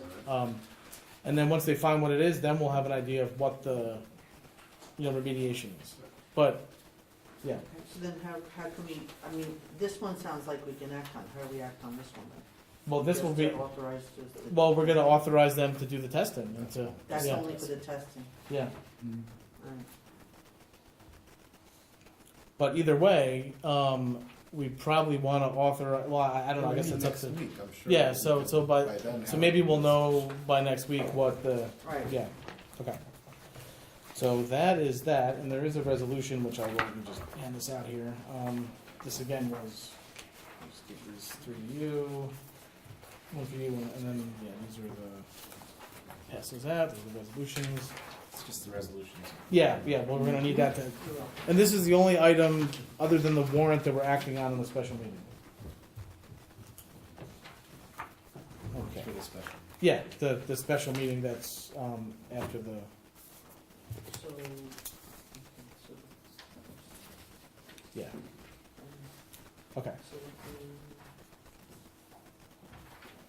so the total amount, is there a total amount? Well, we're just gonna authorize the contract for the dollar figures. We don't know what it's gonna be yet, because when they get out there and they Alright. start, yeah, I mean, we have like the hourly amounts that they're gonna charge. An estimate as to what Yeah. it's gonna be. Okay. Burn the dirt now. Alright, so the first one was basically an estimate from the $5,000 to $6,000. Yeah, well, I mean, we have their rates. We have the rates Right, that I they're see charging that. for the, yeah, and then for the second one too. Okay, so next up we have the Orange County Department of Planning Referral Guidelines IMA. So the Orange County Department of Planning, they are looking for, right now a whole lot of stuff goes to the OC Department of Planning for review. And they are looking for, to basically lessen their workload, is what I would say. And if you go to the second page, it's going to give a list of some of the things that they would like to be actions that are exempted from the referral to county planning review process. They have sent this to every village and town in Orange County, and they would like us to sign this. And they had originally sent it and said, "Can you just get it back to us right away?" But then they then sent out an email. Well, you know what? We'll give you some more time to talk about this before you. But basically, if you look at it, I mean, these are kind of smaller things that they feel that they don't really need to be weighing in on. I mean, I don't particularly have an issue with it. I don't know if Steve has any thoughts on this. Yeah, I'll keep it short. Yeah. but Many years ago, everything's longer ago now than we used to think it was. There was a whole list like this, and every town and village in Orange County had a whole list of things that were not referred to county planning because they're small projects. I think it applied pretty much to all variances except large commercial use variances and substantial subdivisions and things. Anyway, however long ago it was, the county decided enough of this. No more IMAs, everything's coming to county planning from now on. And so they've had it that way for several years until But they then they would realized. send a letter back for local consideration only. Yeah, so what they've done now, they said, gee, on second thought, maybe it wasn't such a good idea to have everything taken off the list. Let's have, we have a few little things here, subdivision less than 5 lots, area variance for a single-family home for side yard or rear yard. County planning probably shouldn't be weighing in on that kind of thing. It's really a local determination. And so what they're saying here is you don't have to refer it to us anymore. You can just, if your municipality is willing to enter into this intermunicipal agreement, just let your zoning board or your planning board take care of it. You don't need to bring it to us. That's a fine idea. It saves the board's time, it saves the property owner's time and money. I think going back to the way it was, and this doesn't go as far as it used to be either, but it's a good start. So I think it's the type of thing the board will give serious consideration to. I think it'll help your residents. So, you know, I mean, obviously, we're not gonna act on this tonight, but, I think it makes sense to do it, but obviously this will be on next week, so certainly think about, you know, whether or not you wanna do this or not. And we'll put it on for next week. Next up, we have the Justice Court Audit Fiscal Year, 2022. We basically, this is from Nugent and Hustler PC. This is just basically some of the, they performed the audit. They're basically just telling us what they found, their findings for each justice, and what we're going to be asked to do is just accept it next week. This is just really pro forma. We do this every year. Next up, we have towing, and we have here a express towing. I believe they had wanted to be. They have a towing license application in, and Chief Geppert, he essentially said that no issues were found. So now the clerk's office can proceed with processing the towing license application. Are they within the, how is it, the mileage? Thank you for the word. Yes, the mileage, are they within? Okay. Yes. Yes, they're right up front. Yeah, but you keep. Yeah. Caesar's in 94 there. Oh, all right. Thank you. Okay, so next up we have budget adjustments. So as you may recall, every year, the first part of this is basically you can't have any negatives in the fund. So what Pam has to do before the audit, she's got to go through all the lines, and where let's say there's you have a negative, you then find a positive, and you basically just merge the two together, and you basically zero it out. And so this is just the standard process that we do every year. Pam puts this together, and this is what was needed before we commence the audit. The next part of this is ARPA expenses. So you may recall that the way ARPA works is you're supposed to expend, pay for it first, and then before you close out your books for the year, you then apply ARPA to certain expenses. And so Pam and I went through each of the funds where we had expenses that we could apply ARPA to. The generators that we purchased for Sewer District 2, or I'm sorry, the Firth Cliff Sewer District, those actually came in. We didn't receive those till after the fiscal year ended. So we will be applying ARPA to those next March. Oh, all right. Yeah, but it's all about timing on this. So Pam and I went through the funds, and these are the items. So we have the Main Street parking study, the concert pavilion. So we can transfer $60,000 from ARPA to cover these two projects. That will create $60,000 in fund balance in addition to what's already there. So you're basically you're taking ARPA, you're applying it to this. This is now creating fund balance. When you go to Part Town, we have the building department vehicle, which we ordered before the end of the year. And we have the iWorks software. So we were going to apply ARPA to those two projects, and that would basically give us $40,000 in fund balance, and that in the Part Town account. Then we come to the highway, and that's the one where we actually have for a number of reasons, we had the iWork piece, so we can apply ARPA to that.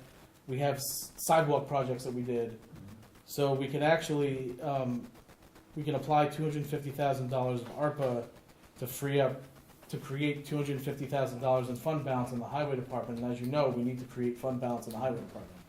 So this helps us get there. So for the total 2022 ARPA, it would be taking $350,000 of the $926,451.74 that we have currently sitting in the account. And if you subtract the proposed 2022 ARPA appropriation, this would leave $576,451.74 in ARPA that we can use to appropriate to pay for expenses. And we have until December 31st of 2024 to, right, I believe that's the date? That's the date. Yeah, so so if we go forward with this, and this will be on the agenda for next week, and we do this, this would leave this amount here to be used to apply to expenses in the FY23 budget. So as we're spending now, and we're kind of thinking about that, and there's already some things that we said we would, apply them to when we develop that budget. Next March, we'll do the same thing. We'll basically, put a list together and we'll go through each fund and we'll find stuff and we'll match it up and we'll, unless of course other projects come along that, the public wants or board members want. So is there any questions? Josh, the Yes.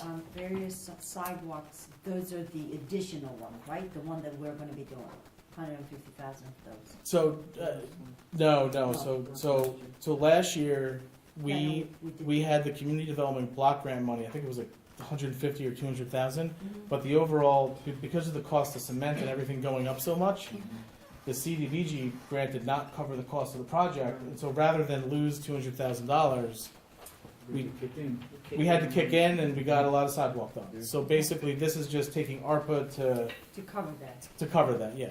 Got it. So that's what that does. Got it. So that's ARPA. The next thing here, we have the road opening permit fees, and as you may be aware, currently when let's say you're doing you get a road opening permit, you have to put a $500 bond payment down. When you close everything up and you get your permit and you close it out, you give the $500 back. Most municipalities don't do that. Most municipalities actually charge a permit fee that's above the bond. Right now, we're just basically, it's kind of like an in and out type of thing. But the highway superintendent, and I think this makes sense, we should get something for the work that we're putting into this. So he wants to add a fee. So let's say you put the $500 bond down. When you complete the project, you then subtract either 150 or 250. Obviously, the board would have to set the fee. It's just a processing charge. Yeah, yeah. We just have, so we got to set the fee. And so that's all Tommy's asking us to do is figure out a fee and set it, and then We could just put that in writing. yeah, it would go into the fee schedule for. Yeah, you can do it by resolution, Josh. I'm not sure where he got these figures. Figure one between 150 and 250. If this is where other municipalities charge. Yeah, I I believe that's what he said to me, was that they were from just kind of taking a range of different. I'll give him a call. And Okay. Tighten that up. Okay. Next up, we have yard waste pickup, and so what he's asking is, right now we've got residents that are, look, it's allowed, but people are basically taking any can and any vessel they have on their property and putting yard waste into it, and it's becoming an issue because you've got, the sanitation guys that are working and they're picking up, they don't know if it's like weighs 200 pounds or 50 pounds, or, so, and this is kind of gets to be a safety issue, a workers' comp issue. Tommy's recommending that you can only put yard waste into biodegradable bags, and that will sort of limit, how much is in there, the bags can only hold so much. And I actually think this is a good idea, because we're kind of putting our workers first, and if somebody has to go out and get a few yard bags, and it's going to keep our workers safe, I think we should do it. You're probably picking up stuff that shouldn't be in the bag. Oh yeah, yeah, exactly, because there's always something at the bottom, right? So he's recommending that we make that change. Then we have the Cornwall EMS building. It needs we need to replace the doors. This is a security issue, and so as you know, there's currently should be saying this publicly, but they don't exactly lock and shut. So we need to replace the doors, and and so they also need to be ADA compliant. The only one that came in with ADA compliant doors was Reliable Glass and Door for $13,425. So this is something that we need to do for safety. The building needs to have doors that lock. It is. Well, yeah, but it's a maybe Tim can explain this, Bronze, you know. bronze doors. The double main I doors, see bronze the main door doors. to the side of the building, right? Yeah. So they come into the communication room, or not the communication room, but the community room, where they hold the voting and stuff, that side foyer, those double doors, Mhm. those are the ones that need to be replaced, they've been broken for actually quite a few years. Yeah. And then so what they did, they're locking tight, so they can't open them up, so you can't open them up, but you can't close them right now. But when they're not held tight or locked in position, then they stay open and anybody can walk in the building. The other one had the, So someone's in the building, and in the building, and something's happened in the building, and you did escape, and that doors were locked right now as is, they wouldn't be able to open up the doors, they're not workable. So, yeah, so, I mean, look, Reliable's the only one that's provided the ADA compliant quote. I mean, we could wait another week to see if New Glass and Storefronts provides one. Yankee Construction was not able to provide one. Kind of So- like, they have, So we only have one estimate? Well, we asked for Two. 3, we got 2, one's not ADA compliant. We could wait. I mean, look, we're already gonna be acting on this next week. Let's see if New Glass comes in with a ADA compliant quote. We don't, you know, there's no harm in waiting a week since we're gonna wait a week anyway. is this, the first one, Tim, since you know about this, they have this, the activation switches, are these like electronic? Am I reading that wrong? Where it says includes at the last little point there, low energy operating. Oh, low energy operating activation switches? Yeah, that's just, those are so the doors will stay open, and then if there's nothing you use full out, then they close automatically. Okay. And then they lock automatically. Okay, so it's, And then you can still push like on a panic button to get out, or, just open that up from the Okay. inside, but you can't open it from the outside unless you have a key fob or something. alright, thanks. Actually, sounds like a better door anyway. Okay, so that's that. Next up, we have, as you may recall, we recently passed a bond resolution to enable us to purchase certain pieces of equipment and machinery. There is a street sweeper, which was part of that package. We authorized the bond to basically replace the street sweeper. And there is one that if we can, if the board acts by Wednesday, April 12th, we will have one that we're able to get for $336,925, which would be within the range of what we approved. We don't have to pay for it until it's delivered, but this would just be ordering it, and then God knows how long. Oh, it'll be, it'll take 12 to 16 months to build before we obtain. Next year's budget. Yeah, so next year, yeah, exactly. So, but we still have to authorize it now. Mhm. So I would, put that on for next week. Would you know if this is the exactly same size as the one we have currently, the big one? This is the one that would fit the needs of, No, man, I'm talking about the size of the vehicle, the one that is Swift. Is it exactly the same as the size? Or it's a smaller or bigger? I don't know the exact dimensions. Like you're talking about the capacity, and everything, Yeah, yeah. I mean, guess we'll look into He talks asking about them the to say- Johnson Yeah. sweeper body, which is what they have now, is Yeah. Johnson sweeper body. it's the stuff. same chassis. Almost sounds like the same Same. kind of, or it's a Yeah. Freightliner car, the chassis of the Johnson. Yeah. It's about the same size. I'm not sure that's, no, I'm sure Yeah, it's the. that's what I was Johnson. looking at, yes. That sounds like the right one. All right. Next up, we have rec desk. So this was in the rec department's budget for last year, for FY23. And basically, this is an annual subscription. This allows the rec department to basically manage its programs and its services, and to do court reservations, and to basically manage things better. Every program, everything they're doing, it's in their budget. This is what they had asked for. So basically, we go and we do this. This will now allow us to do tennis court reservations. This allows us to, if we want. So this obviously this is just one minor facet of it. But Yeah, like credit card payments. Yeah, on yeah, here, yeah, which is exactly. So this will help with the pool as well. Like with.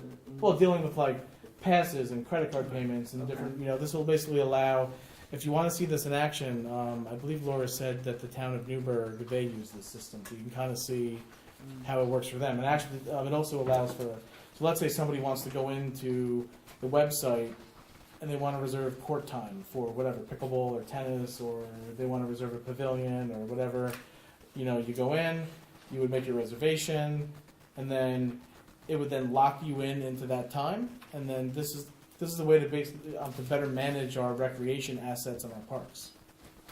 So what does it do for the rec department coordinators? What type of service brings to them?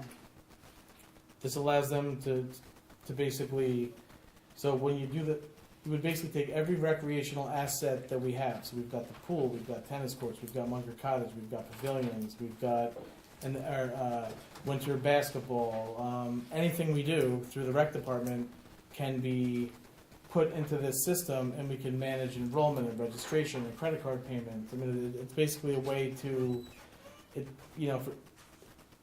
it's basically supposed to make it easier to operate a department and to keep track of what you're doing. I mean, it's basically like it's like a CRM modern management system that rec departments are moving to. So I would say if you want to see what it looks like in action, look at the town of Newburgh. They use it. That's probably the best example. So you're just talking about the programs at Munger Cottage. You wouldn't have, like, for example, right now, if anyone wants to use Munger Cottage, beyond the hours, you'd have to work with the clerk's office, correct? If the clerk wanted this to be in there, they could. They don't have to, but this is like whatever we want to put into. Yeah, I mean, this is kind of like an open source. You know, if we add a new recreational asset, or if somebody wants to add a new, we could do it, but we don't have to do it. It just gives us the option. Like we can make it as big or as small as we want it to be. It sounds really appealing. However, the cost is almost $7,000 for duration of from let's say April, where all the spring activities starts, all the way to end of even October, if we go that far, if it's not Right. cold. So we're paying $7,000 for that particular period every year. So, Well, maybe they can extend it to, like, children's programs that they have. so through the can rec of the- seniors also Yes, book? so it's Seniors, not all so. those things. So when I say recreation, you're thinking children. It's not just children. It's more, it's the seniors or adult. it's seniors. groups It's or- adults. It's Right. kids. It's anything that the town does. I mean, it could even be if the clerk wanted to have a login to this to be able to monitor what they're doing with Munger. So this way they can go in and they can pull up a calendar and they can. I mean, this literally helps us manage every building and property that we could have programming in for recreation, from seniors to Little kids, right. to Laurel Crest Everybody. to Right, because summer camp we to could link it to the Laurel Crest Field as well, correct? And yeah. who's using Even the field, right? Even The field even the leagues. sports leagues that come in and want to reserve, you know, Like, we could throw Laurel Crest into there too.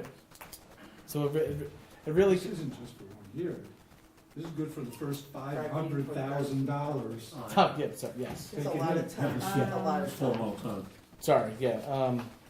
Wait, my understanding was it was 1 year annual fee. That's what. I- Why don't you, if you have Oh, questions? no, Yeah, it's I'm gonna the talk- first, right, yeah. Talk- right, the transaction, I get what you're saying. Who am I Yeah. talking? So, Transaction. yeah, but we are You just in order. Yeah. add 0.75% to it. A transaction fee. Yeah. But that's after $500,000. $500, okay. Yeah, it's a one-year contract. Sharon. Yeah. It's It's a just up to 500,000. But look, iWorks Beyond is that, also, there's a fee. and iWorks is it's the same amount. It doesn't carry on until you've got that much. Yeah, so Okay, so, it's what it's what software costs. I mean, yeah, but for 1 year for software. Yeah, yeah. All right, well, let's look into it, I think. look, it's in their budget. They did budget the money in their budget for this specific program. So I think if you have, and we did specifically put it in there for them. So this requires residents to download an app on their phone or somewhere else, and to be able to go and book pickleball courts or tennis courts Or swimming tennis, or to manage the summer camp program, or winter basketball, or the pool, or senior programs, or really anything. I mean, it's kind of a, look, we're allowing, the building department and the highway department, they've got their own management software. This is just they can't use iWork. I am It not doesn't, yeah. against Sure. a Yeah. town or village to go forward and use technology, but I am concerned the amount of money Sure. we're spending. Mm. It's just a very short period, and then if it was one time for, let's say, 3 years, it would worth it. But rec department doesn't really generate a lot of money to be able to, Sure.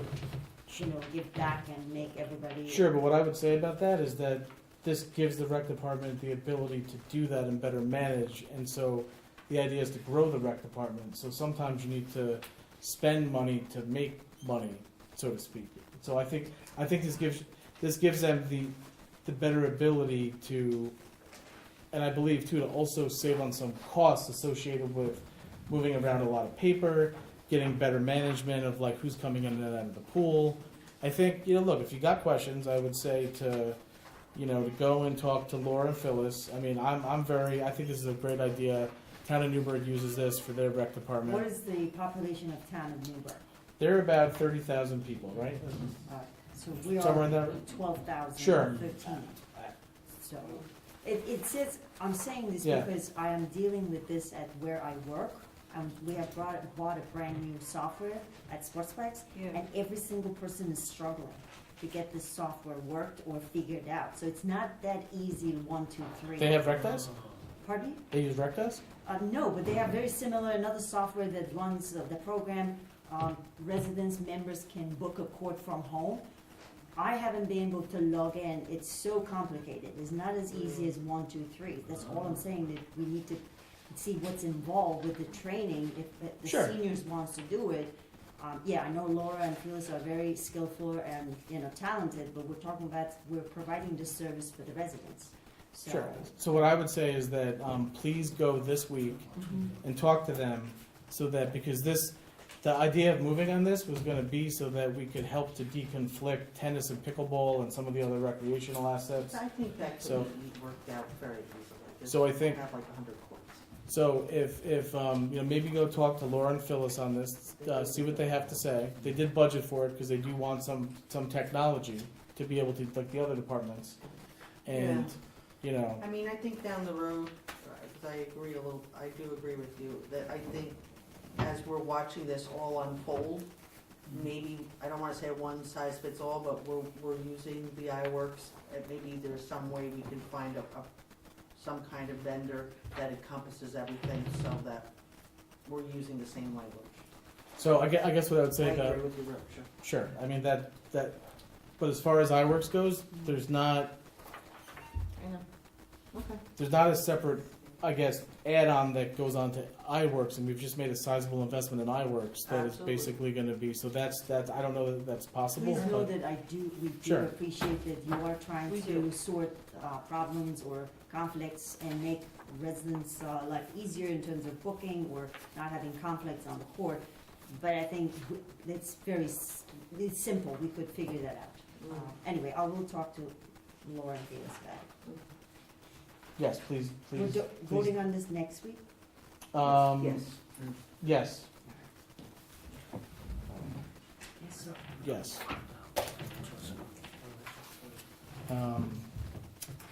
All right, so next up we have Skyhawks Summer Camps. So this is the vendor that we use for different sports camps and different types of camps. We do this every year. We have a contract, which is going to basically list out the different camps and the weeks, and you can kind of see it here. You've got the different. This is what the rec department is proposing to do on these dates and these times and for these age groups. And so, in order for me to sign off and authorize this, the town board needs to give me the authorization to do that. So. Take a look at this. This is what Laura and Phyllis have put together for this summer of 2023.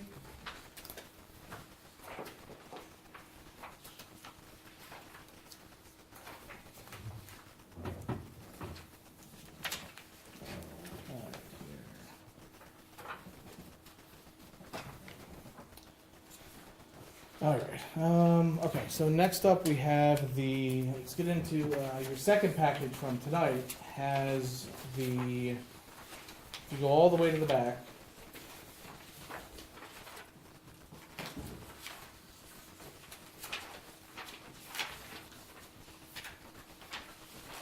you should have.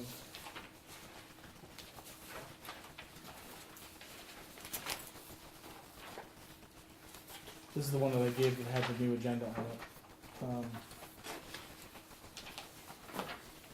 Just, Mhm. It's, Oh, no, it's the Very double- last page. double- yeah, the very last page, yeah. Of the new thing. Yes.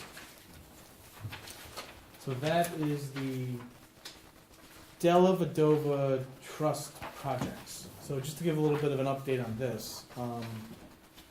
So I asked the town attorney to look into this to see what types of projects that we could, do with the funding. And so it's pretty much gotta be, existing projects or maintaining or making safer or improving existing, existing facilities in the parks. You can't go and build a new capital project, but if you have an existing, You can approve it. you can improve it, you can fix it, you can maintain it. You're right, because wasn't the point of the estate, if I recall correctly, was about the maintenance of the park? They used the word maintaining Right, the park, and that was not the same as maintenance, but when you looked into the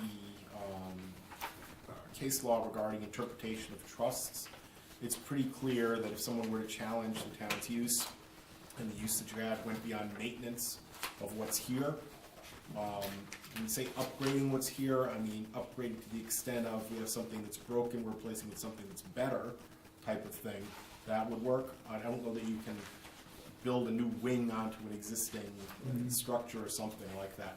But clearly improvements to the park are not covered by the trust. have you reached out to the attorney that actually represented the trust? I did not. I looked over the language that's in it. I realized that there are other beneficiaries who could come and challenge regardless of what the trustee says. Right. And it's my opinion that if you use this money for something other than maintenance, you're risking having someone come in and challenge that you haven't used the funds for the allotted purpose. And if they prove that, the funds would go back to the trust and go to somebody else. So really, you gotta use it on maintenance. And one of the other questions I had, one of the stipulations was to actually put a memorial a bench. No, it's not bench, it's a A plaque. bench, wasn't it a plaque or a bench? I remember it was a plaque, I don't So know I if that really to be on wanna, a I'm not bench. It's a- comfortable with that. It's a plaque. So anyway, so we've actually went ahead and ordered the plaque. Okay, So we're actually gonna have that in a couple weeks, so we will have we will have that, yeah, I just think to honor the Tommy's- spirit of what his so- wishes were. so Tommy's ordered it, and so, basically, there's two possible projects here. We have, we've got the Rings Pond gazebo, which needs to be not the gazebo, the bridge that goes to it. Mhm. That needs to be replaced. And so I believe that would clearly fit into, An in-kind replacement would constitute maintenance. and then there's also, and this is where we've got the existing pickleball courts that are up top on the basketball court. The surface, it's in need of some maintenance and resurfacing. It's unsafe because of the Yes. indentation. So we are proposing to resurface it using, the same type of resurfacing that's on the courts below. Okay. And then the other thing is that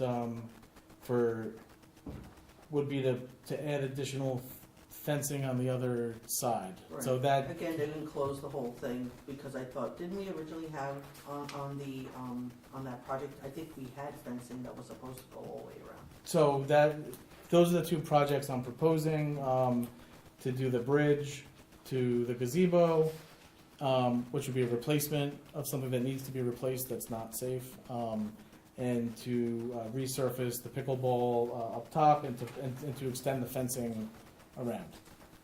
So those are the two. I would be comfortable if you find just a clarification with the attorney of the trust to make sure that we're doing the right thing. If you want to reach out, I'd be happy to. I problem. appreciate that very much. Sure.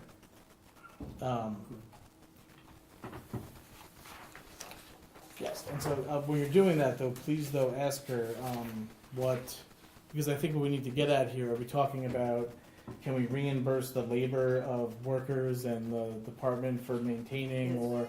or is it, you know, is it like replacing lights that have gone out in the, you know, like what exactly does she believe the intent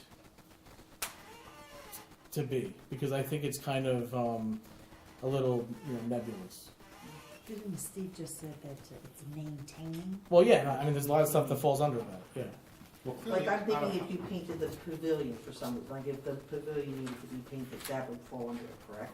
clearly out-of-pocket costs like for something like that, Yeah. absolutely. I think that was. Hourly for the guys we have working, I mean, if you Well, have great I'm trying, contractors. like, yeah, I mean, I'm not saying that's what we would use it for, I'm saying, you know, I'm trying to get to the, like, what can we use it for here? Mm, I think I've got 2 projects that fit, but certainly let's see what the sure. attorney has to, If you like, I can run the draft letter by the board before I send it out. So you can Absolutely. Sure. Thank you. got in there, make sure it Yes. covers your concerns. okay. So next up, we have the GIS Stormwater Mapping Grant Award. So last year, you may recall, we submitted, as part of the consolidated funding application, the town is required to undertake new GIS mapping of its entire MS4, the entire area that we have stormwater coverage under our MS4 traditional permit. And the state was requiring this, we were gonna have to do it, and they put funding out there, and we applied for it, and we got it. So now, we believe this is gonna cover most of the cost for it. I mean, we'll know shortly once we kind of, you know, get into the, like a professional services arrangement, but we have to do this work. We basically have to do GIS mapping of the entire town. Because there's been changes since new flood maps have come out, and there's been new construction, and there's been new, so this money would basically go towards that. This is good, we don't have to spend it. All right, Forgive so, me for not knowing this, but does the iWorks software, part of it, I understood that does do mapping as well? it does mapping that you have, it doesn't go out, and this is actually hiring someone to go out and to, this has existing GIS mapping that's available. They don't go out and for $8,000 a year and send professionals out and map your entire town. This is basically hiring I don't know, a surveyor or somebody that does this to go out and literally will go and look at every area of the town, because we need it when you're doing like different calculations on whether or not you're going to accept the stormwater plan. You need to know, like, you know, have the elevations changed, have the property changed, are you now in a floodplain when you weren't 10 years ago? So this is, and once that's complete, yes, then that would be uploaded to iWork, and then it would be available in the iWork SIS platform.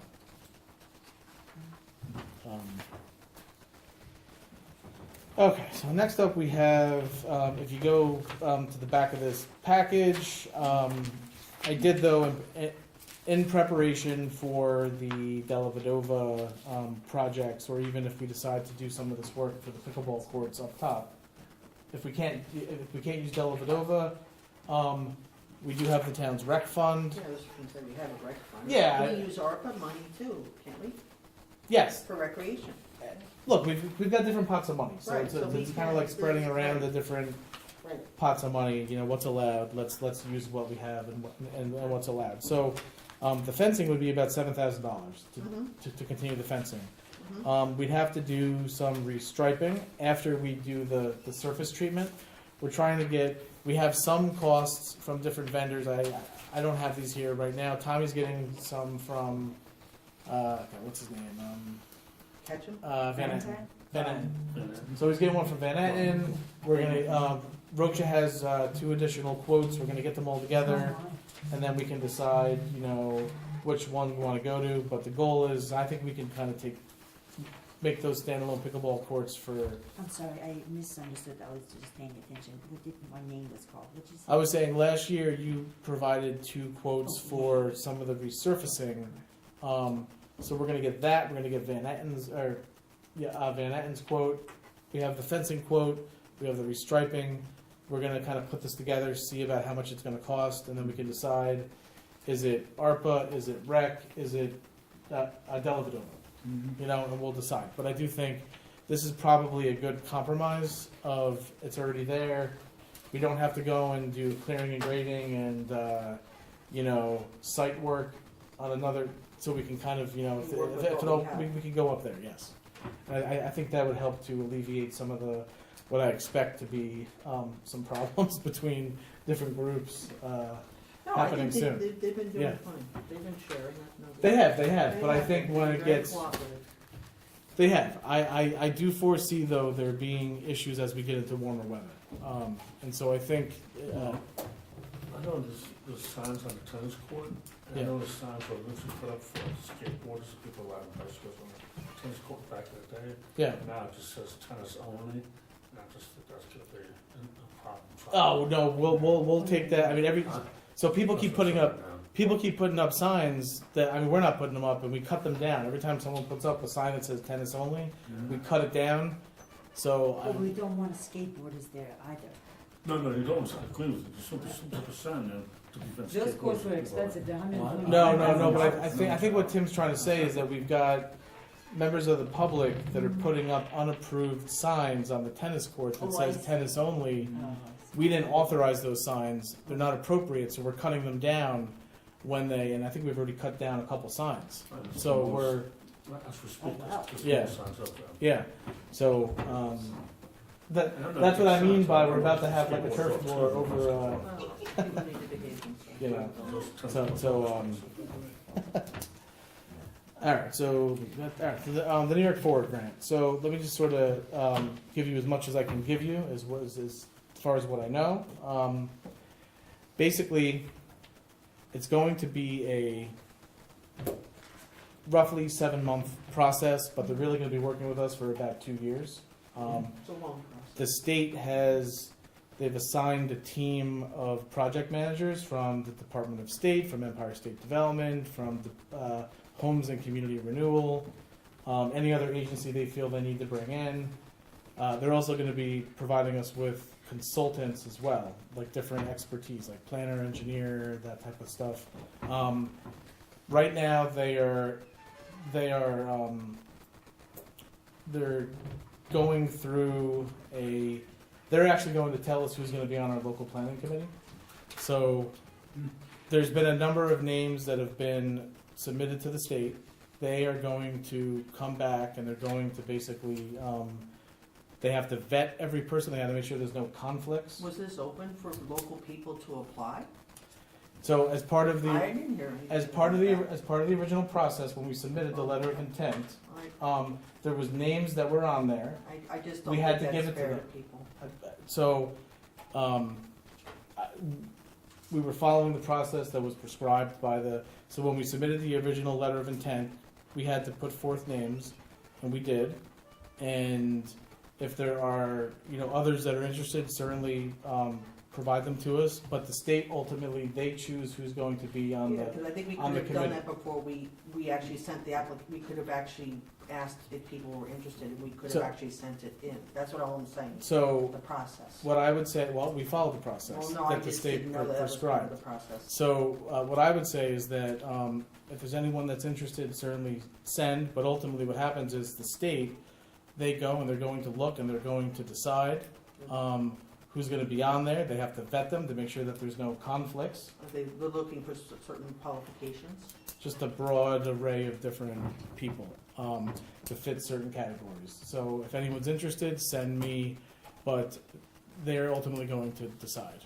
And then once the local planning committee gets stood up, they will then meet 1 or 2 times a month with public input. It'll be public meetings. The mayor and I, as well as teams of people from each municipality, they will be working with the local planning committee and the state's, and the state's project managers.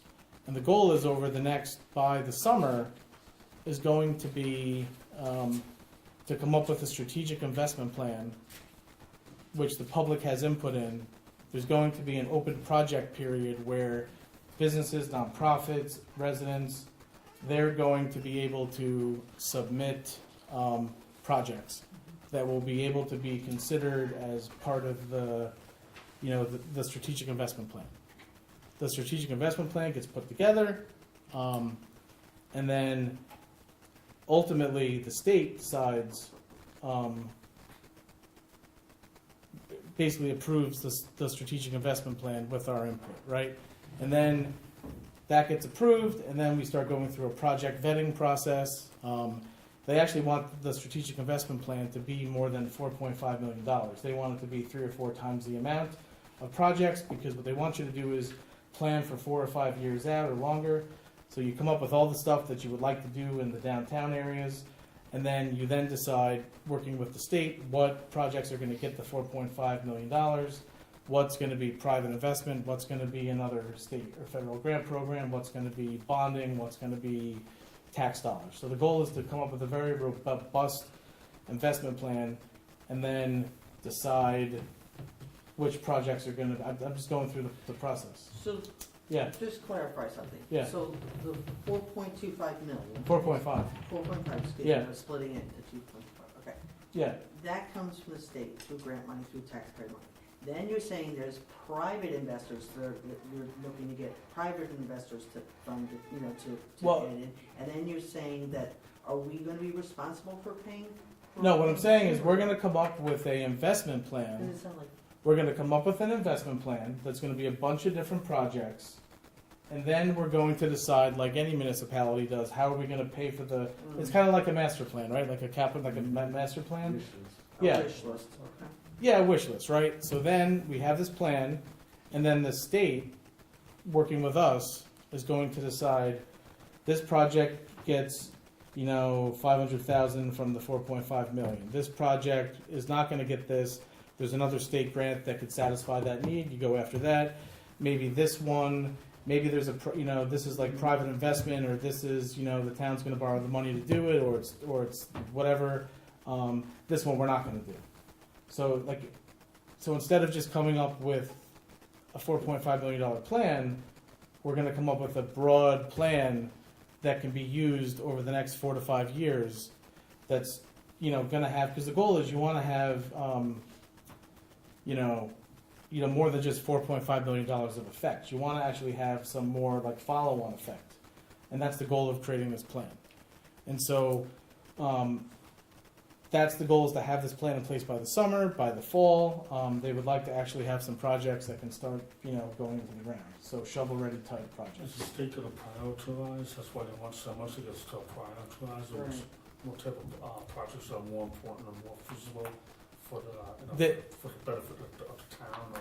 Yeah, so they're basically going to look at, they want projects that are going to have like a multiplier effect. So those are going to be the ones that they want to fund with the $4.5 million. And there may just be some projects that are outside of the range of the possibility of the 4.5, or they're too small, or they're not or maybe there's an infrastructure project that's better for us to go to EFC to borrow money, or to apply for a WEO, a water grant, But yeah, they want to have like a multiplier effect on this. So as soon as sort of more stuff comes out, I'll certainly let you know. I would think by sometime in April there's going to start being meetings being had, open to the public. But beyond that, we don't know anything. I mean, we've only had one meeting. The mayor and I have had one meeting with our project teams. We've had one. So once we get past that, we'll the board's certainly welcome to come and attend and participate. But ultimately, this is like a real partnership with the state over the next couple of years. All right, so next up, we have a Main Street Bridge update. For some of you that attended the meeting at the Farmhouse Market last week, which was mostly geared towards business owners, about what's going on with the timing of the Main Street Bridge project. So currently, if everything goes according to plan, the bids will be put out on March 31st. They're not bid out yet. The county had some additional work that it had to do. And so March 31st, bids are going out. It's a very aggressive, I don't know if you have this, I attached it. Yeah, so it's a very aggressive timeline. They're hoping to have basically gone through the bidding process and to have the contractor mobilized by June 1st. So none of us think that's actually going to happen. We think it's more going to be July, August, September. Right. And in fact, we may try to push them past the 4th of July because there's some problems with the parade route, at least for this year. So we're probably going to look to have them start sometime after July 4th, being the earliest. It's a 2-season project. You're only pushing back a month. Yeah. Yeah, well, I mean, and it's going to end up being, I hate to say it, a 2-season project because of the in-stream restrictions that the DEC imposes. Now, they might waive those, and they probably will, but they've said we won't waive those until you have a bidder and you're in the process. So we don't know if they're going to, we hope they will, but even that's only going to shave off a certain number of months. So we're looking at starting in the summer, going into the fall, we Year can, and a half. yeah, 2024. it's, I mean, 12, 14, I would say 12 months the best, but as much as 18 months. And so during that time, they are going to be able to keep 2 lanes of traffic open on Main Street, except for 2 to 4 days when they have to demolish the bridge, and then when they have to, bring in 60-ton pieces of bridge. The bridge will be closed on those 2 to 4 days. But the rest of the time, 2 lanes of traffic. They get to the 2 lanes of traffic by taking away 10 parking spots, the 3 on the other side of the bridge, and then roughly, 3 on this side and 4 on this side. So that's the only way for them to have the lanes to be able to get over the bridge. But the alternative is having the bridge closed, keeping 1 lane open, having a much larger impact, or even just closing Main Street down for like 6 months, which I think would put many businesses out of business. So the compromise really is it's going to take longer, but we're going to have like the free flow of traffic. It would be just fine. Yeah. We're all happy that it's happening. Yeah. So I think that's and just I guess a positive out of this is that starting next Tuesday, the businesses and the chamber and the town, we've all agreed to kind of work together on trying to come up with some different types of marketing and advertising and try to have more events on Main Street this year to really try to promote it.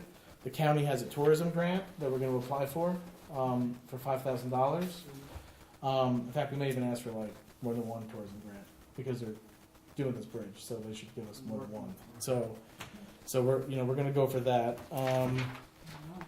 Congressional directed funding request. So this is these were due last Monday, I believe. And so I asked Sean, I'm like, what do we have that's eligible, that's shovel ready, because they have to be ready to go. And basically came back, well, we have the Hasbrook Drainage Project. Well, we can't put that out again because we already got funded for that, and we're not going to fund the same. This was for Schumer, Gillibrand, and New York 18, which is Pat Ryan. So they weren't going to fund the Hasbrook Drainage Project, but we do have the Firth Cliff I&I project, which is eligible, fits into one of the categories. So we did.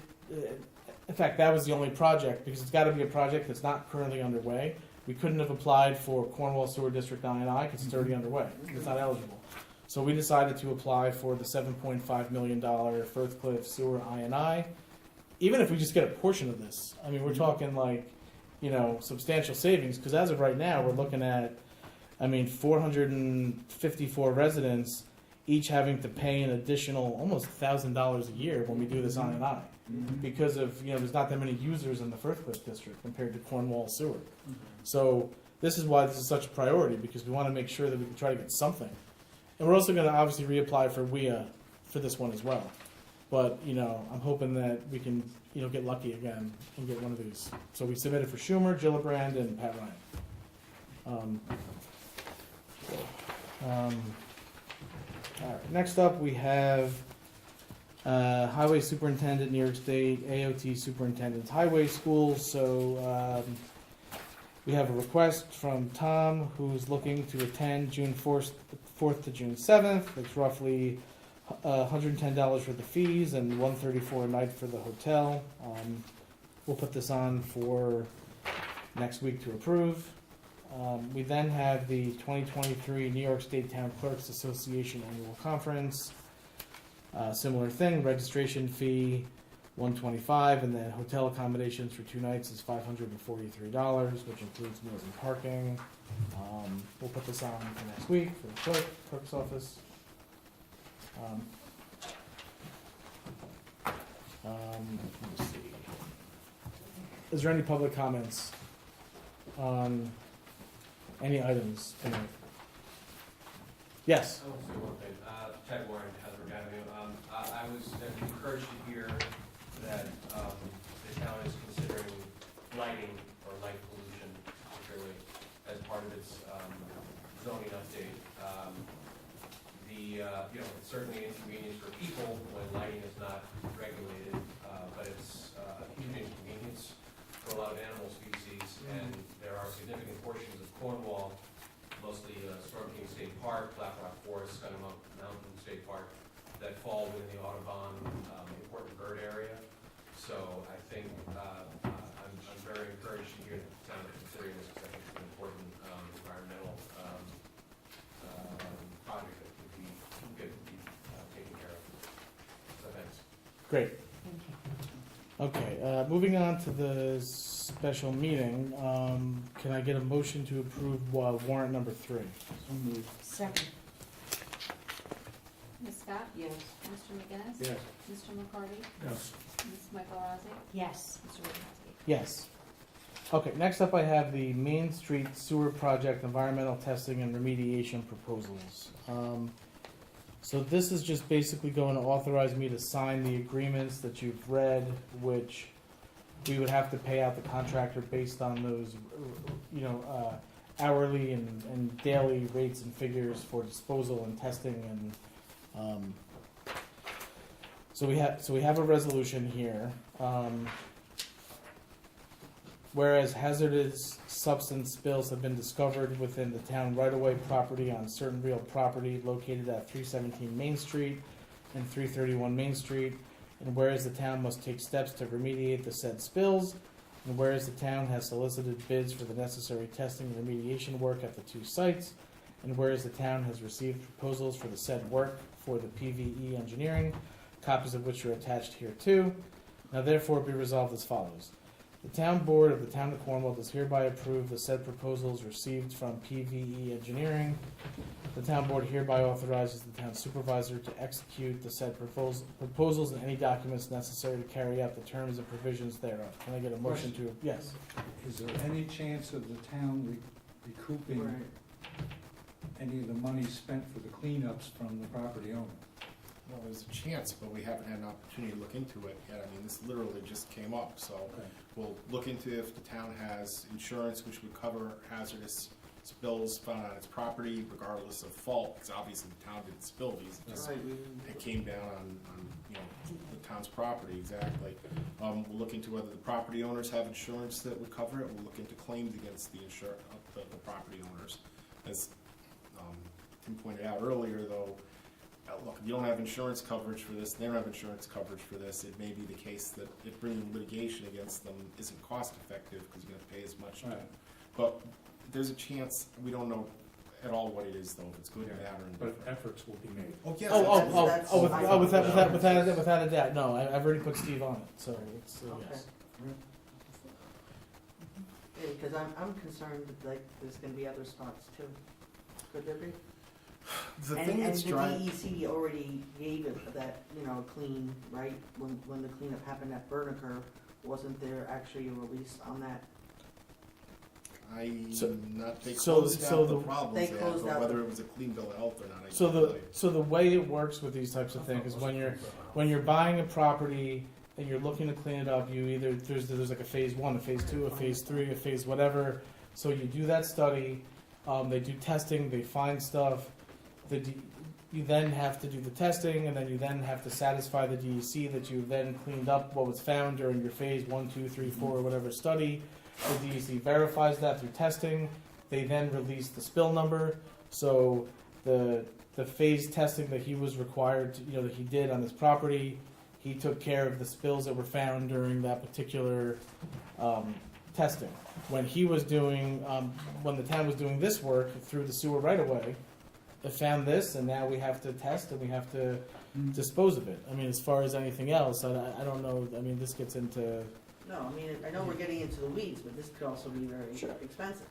That's what I'm saying. Sure. What's driving this more than anything else is that you have the contract with Whispering Pines, and if Oh, you delay absolutely. them, it's gonna cost you cash out of pocket. Oh, no, I agree It with has that. to be dealt with, Oh, but we would be on a absolutely. completely different timeline if it wasn't for that Yeah. issue. we could just let this lie, but we can't because No, we're gonna, no. yeah. I'm not Yeah. disagreeing with you. Yeah. What I'm saying is I just wanna make sure that Sure, we're protecting don't- our best interest in the system. I think what you were talking about too is that whether this was a gas station, they removed those 2 gasoline tanks out of the ground. that were for- I think it was for actually a gasoline. larger lot It was too. very large. Yes. And I think this case, I think this is an actual like a heating oil tank that was in the back with one of the main line. through. Right. I think they found it in the ground heating tank. Okay. That was not identified in the past, and it's just like, it was never identified. I mean, I'm not happy about it, but we sit on it, and they don't have this thing to do, it's gonna cost us $7,500 a day. No, and I fully support. Yeah, no, I mean, look, when I spoke to Steve earlier about this, I brought this up and I was like, We have to who, fix it. I get it. and I said to Steve, we have to approve this so we can move on and we can get going, but we will do everything we can to see about different ways to, recoup the amount that the town's spending on the project. And you wanna do it before the DEC comes in and forces you to do it, which could involve fines. and Enforcement penalties. action, so, So get it done and you can solve yourself a lot I of mean, I know we're problems. gonna fix the problem. Would the DEC be notified at all about Oh, this? yeah, they, there's. no, within an hour of, Okay. of them finding this, I called I the just wanna be DEC. clear. I called the DEC and got a spill number, and then the DEC's been in touch with the contractor and the property owner. All right. Following, Sure. and then there's a certain chain of custody that has to happen with the testing. Okay. This is a very buttoned up. You can't screw around with this process. Okay. Agree. So all right. So can we vote? Yes, sure. Okay. Need a motion? You have any motion? Can we get a motion to approve? So moved. A second. Ms. Scott? Yes. Mr. McGinnis? Yes. Mr. McCarty? Yes. Ms. Michael Rossi? Yes. Mr. Wojciechowski? Yes.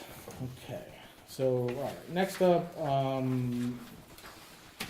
is there any public comments before I close out and call a motion to go into closed session to seek advice of counsel? No? Okay. Can I get a motion to go into closed session to seek the advice of counsel? So moved. Second. Ms. Scott? Yes. Mr. McGinnis? Yes. Mr. McCarty? Yes. Ms. Michael Rossi? Yes. Mr. Wojciechowski? Yes.